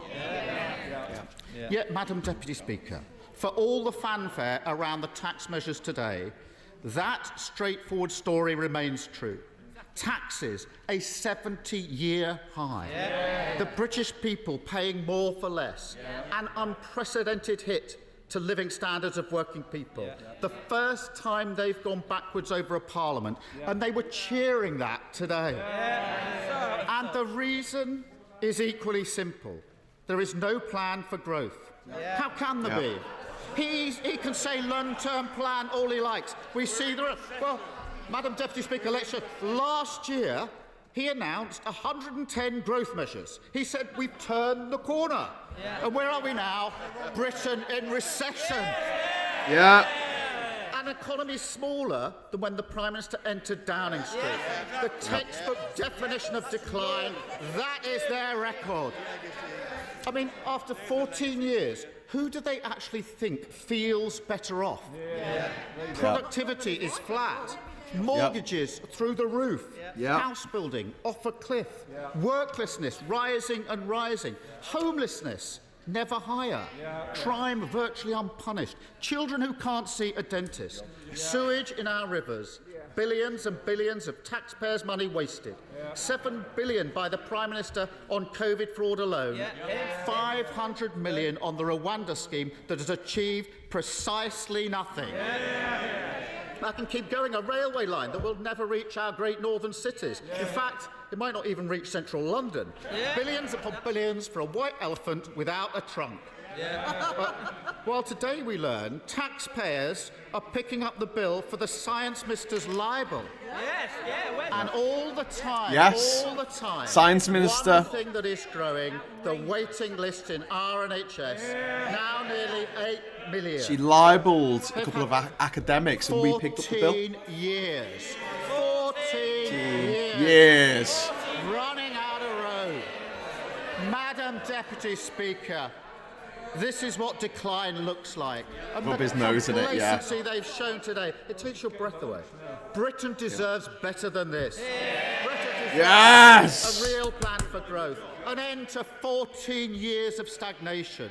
Wealth creation across the whole of the country. Higher living standards for working people. This is the mission we need. But yet again, what we got was the same tired old formula, the sticking plasters, the chopping and changing, the party first, country second politics, with no repudiation of the utterly discredited idea that economic growth is something the few gift to the many. But even then, Madam Deputy Speaker, I think his backbenchers are owed an explanation.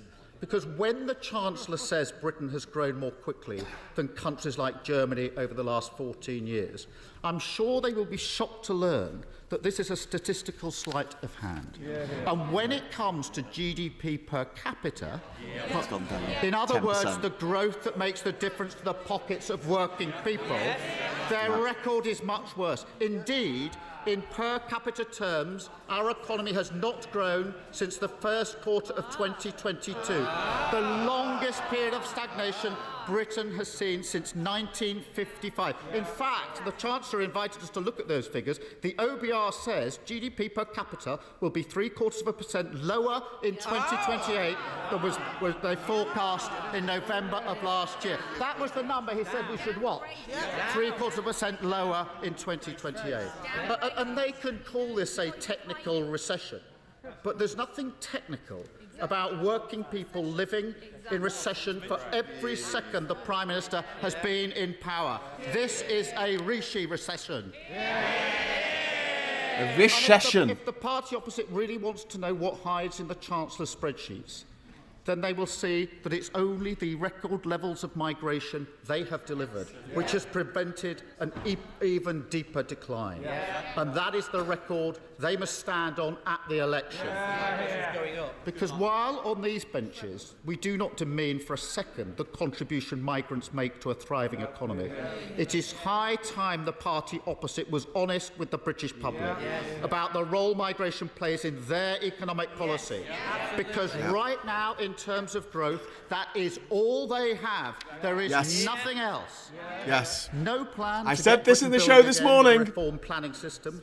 No ambition to invest in clean British said power this for in the show cheaper this morning. bills and energy security. Damn, no I should be inclination to move away leader of from the opposition. insecure, low-paid jobs and strengthen employment rights so we can finally make work pay. Madam Deputy Speaker, where is the urgency on affordable housing? How can they look at Britain now and not see this as a massive priority? Never again will they be allowed to pose as the party of home ownership and aspiration. That's right. Well, I have to say, given the disaster that's befallen his childcare plans, perhaps that's for the best. Because, Madam Deputy Speaker, the cost of childcare is a huge challenge for millions. Parents need him to deliver on his promise.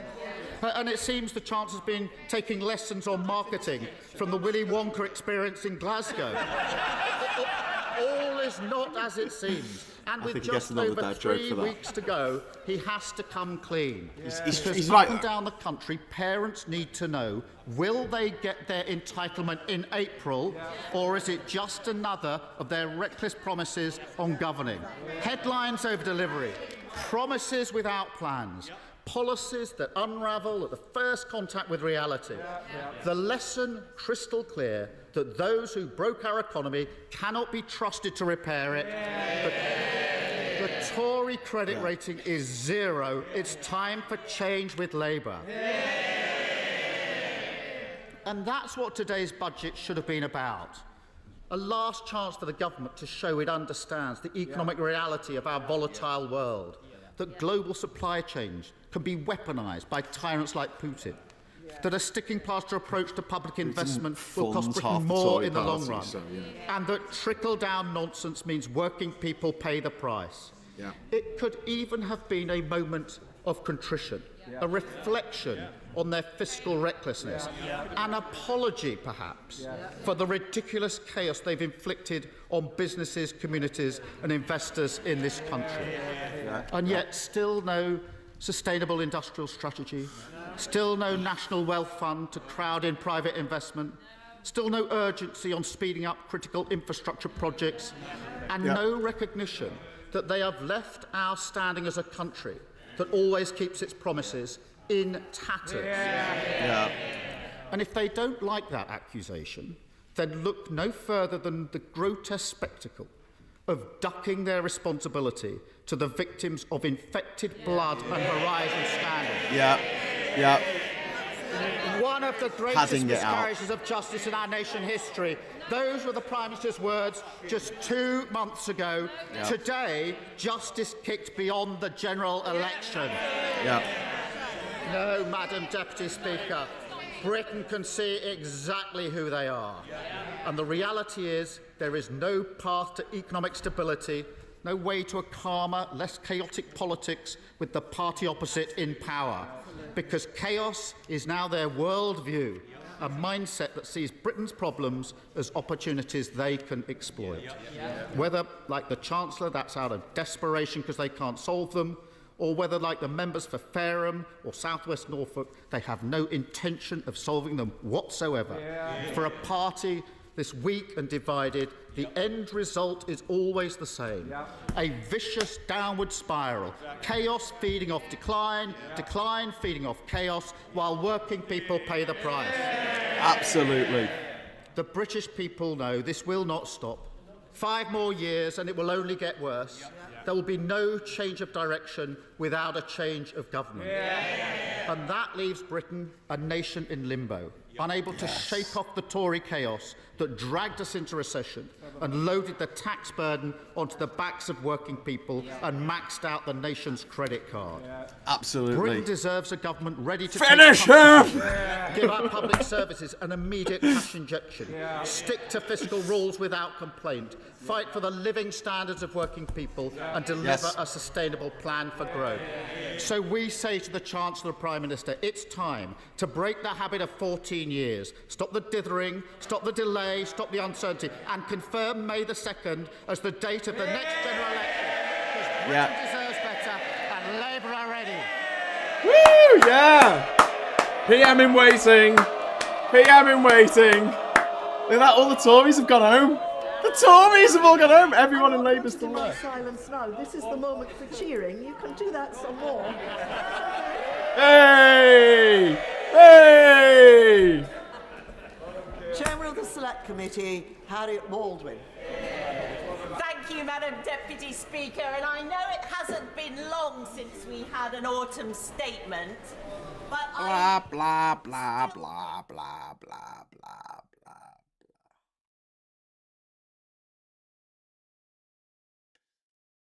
Sorry, I just... That's just Harriet Baldwin there. She's going, the leader of the opposition has no plan. She seems to have stolen Anne Widdecombe's voice. But don't do that saying, stop, he's dead already. Yeah, indeed.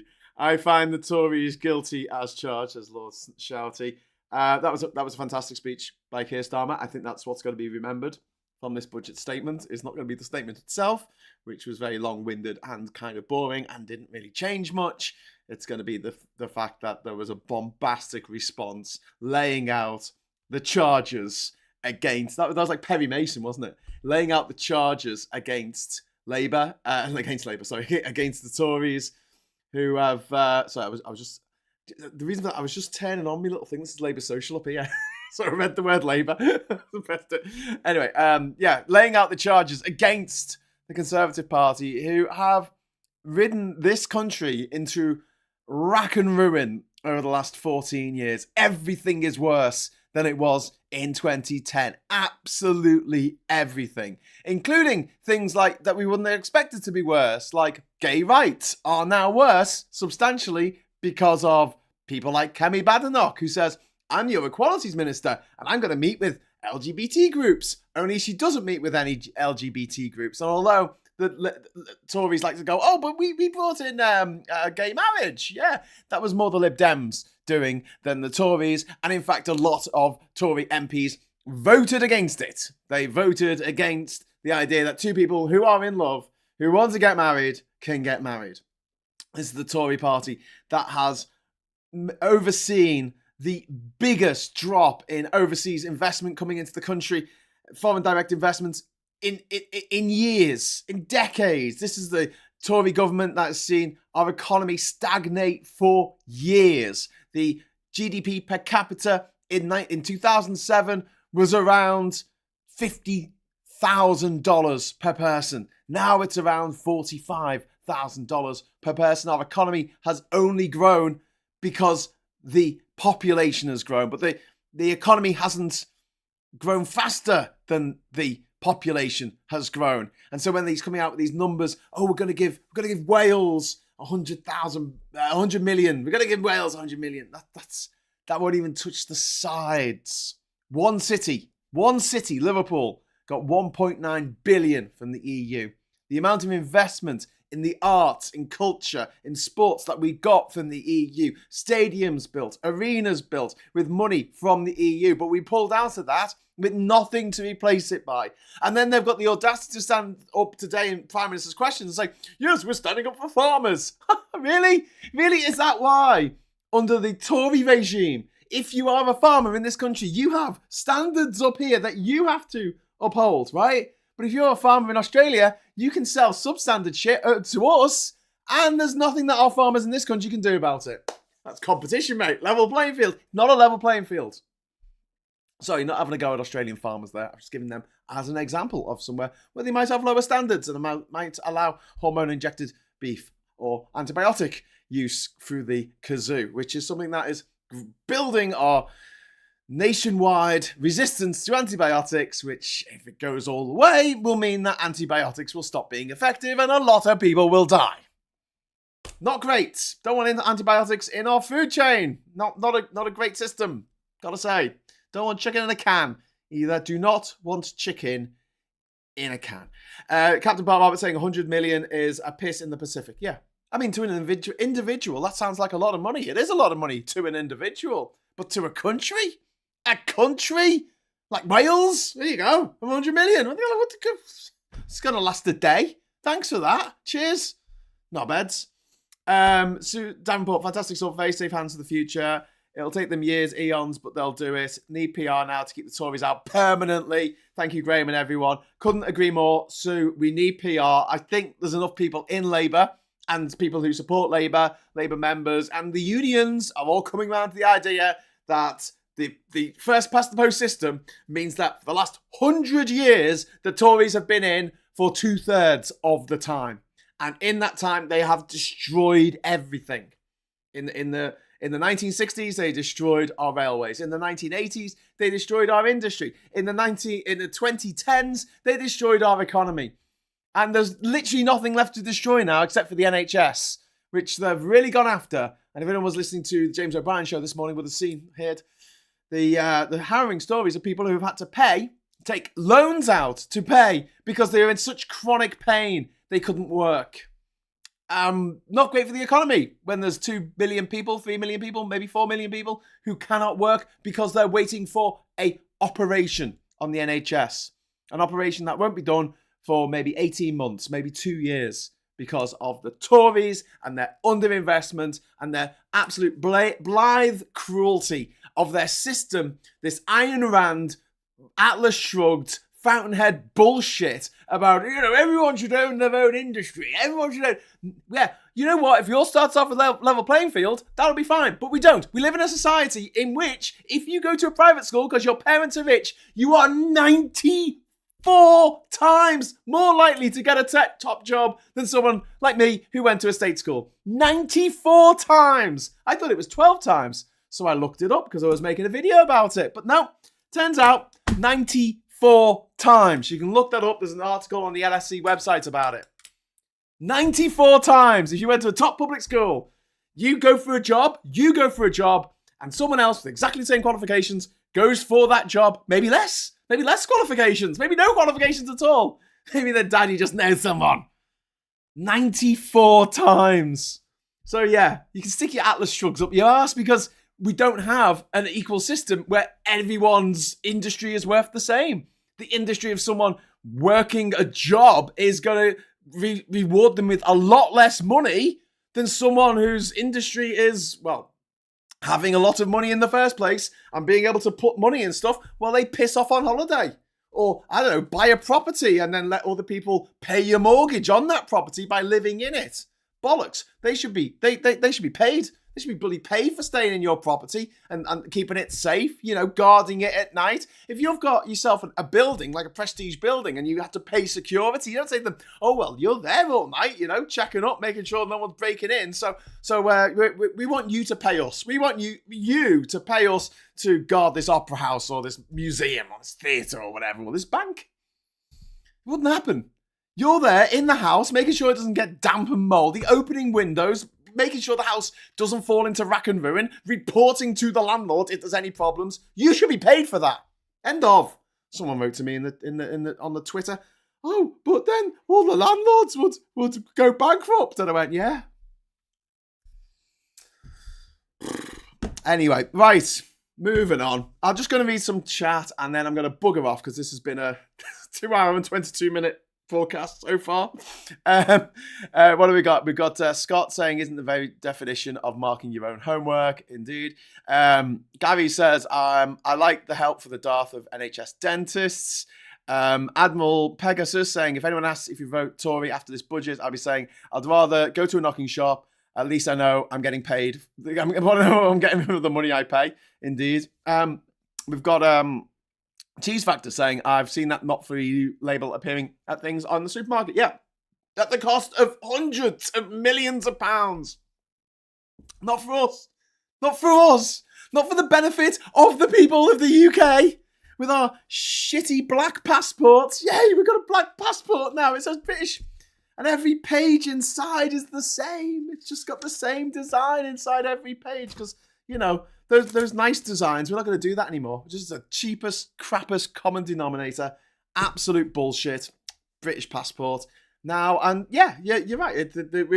We're having money put onto the cost of our shop, our weekly shop. Everyone is having to pay that extra bit of money to put labels on all our food for the benefit of the EU single market. A single market that we're no longer part of. Brexit, eh? It's as bad as we said it was going to be. It really is. And look at the state of the country right now. Tories in charge 14 years. We've had the whole Brexit. And he didn't even mention Brexit. Come on, where are the benefits? Where are the Brexit benefits? He would say, oh, you've got these amazing Brexit benefits. Where are they? Show me them. Show me the you could do, what's his name? Tom Cruise in what's the name of the movie now? Jerry Maguire. That's it, Jerry Maguire. Show me the money. Right, I've got about 7 more clues to do on the older crossword here. So I'm going to do that. I'm going to leave you. Made in France. No, actually, it's a French company, but they're actually printed in Poland. Would you believe? So British passports are going to be much easier to forge. Actually, in a way, yes. Because every page is very, very, very similar. Like, I'm just flicking through it. Yeah. Every page is the same. There's nothing in there that shows, yeah.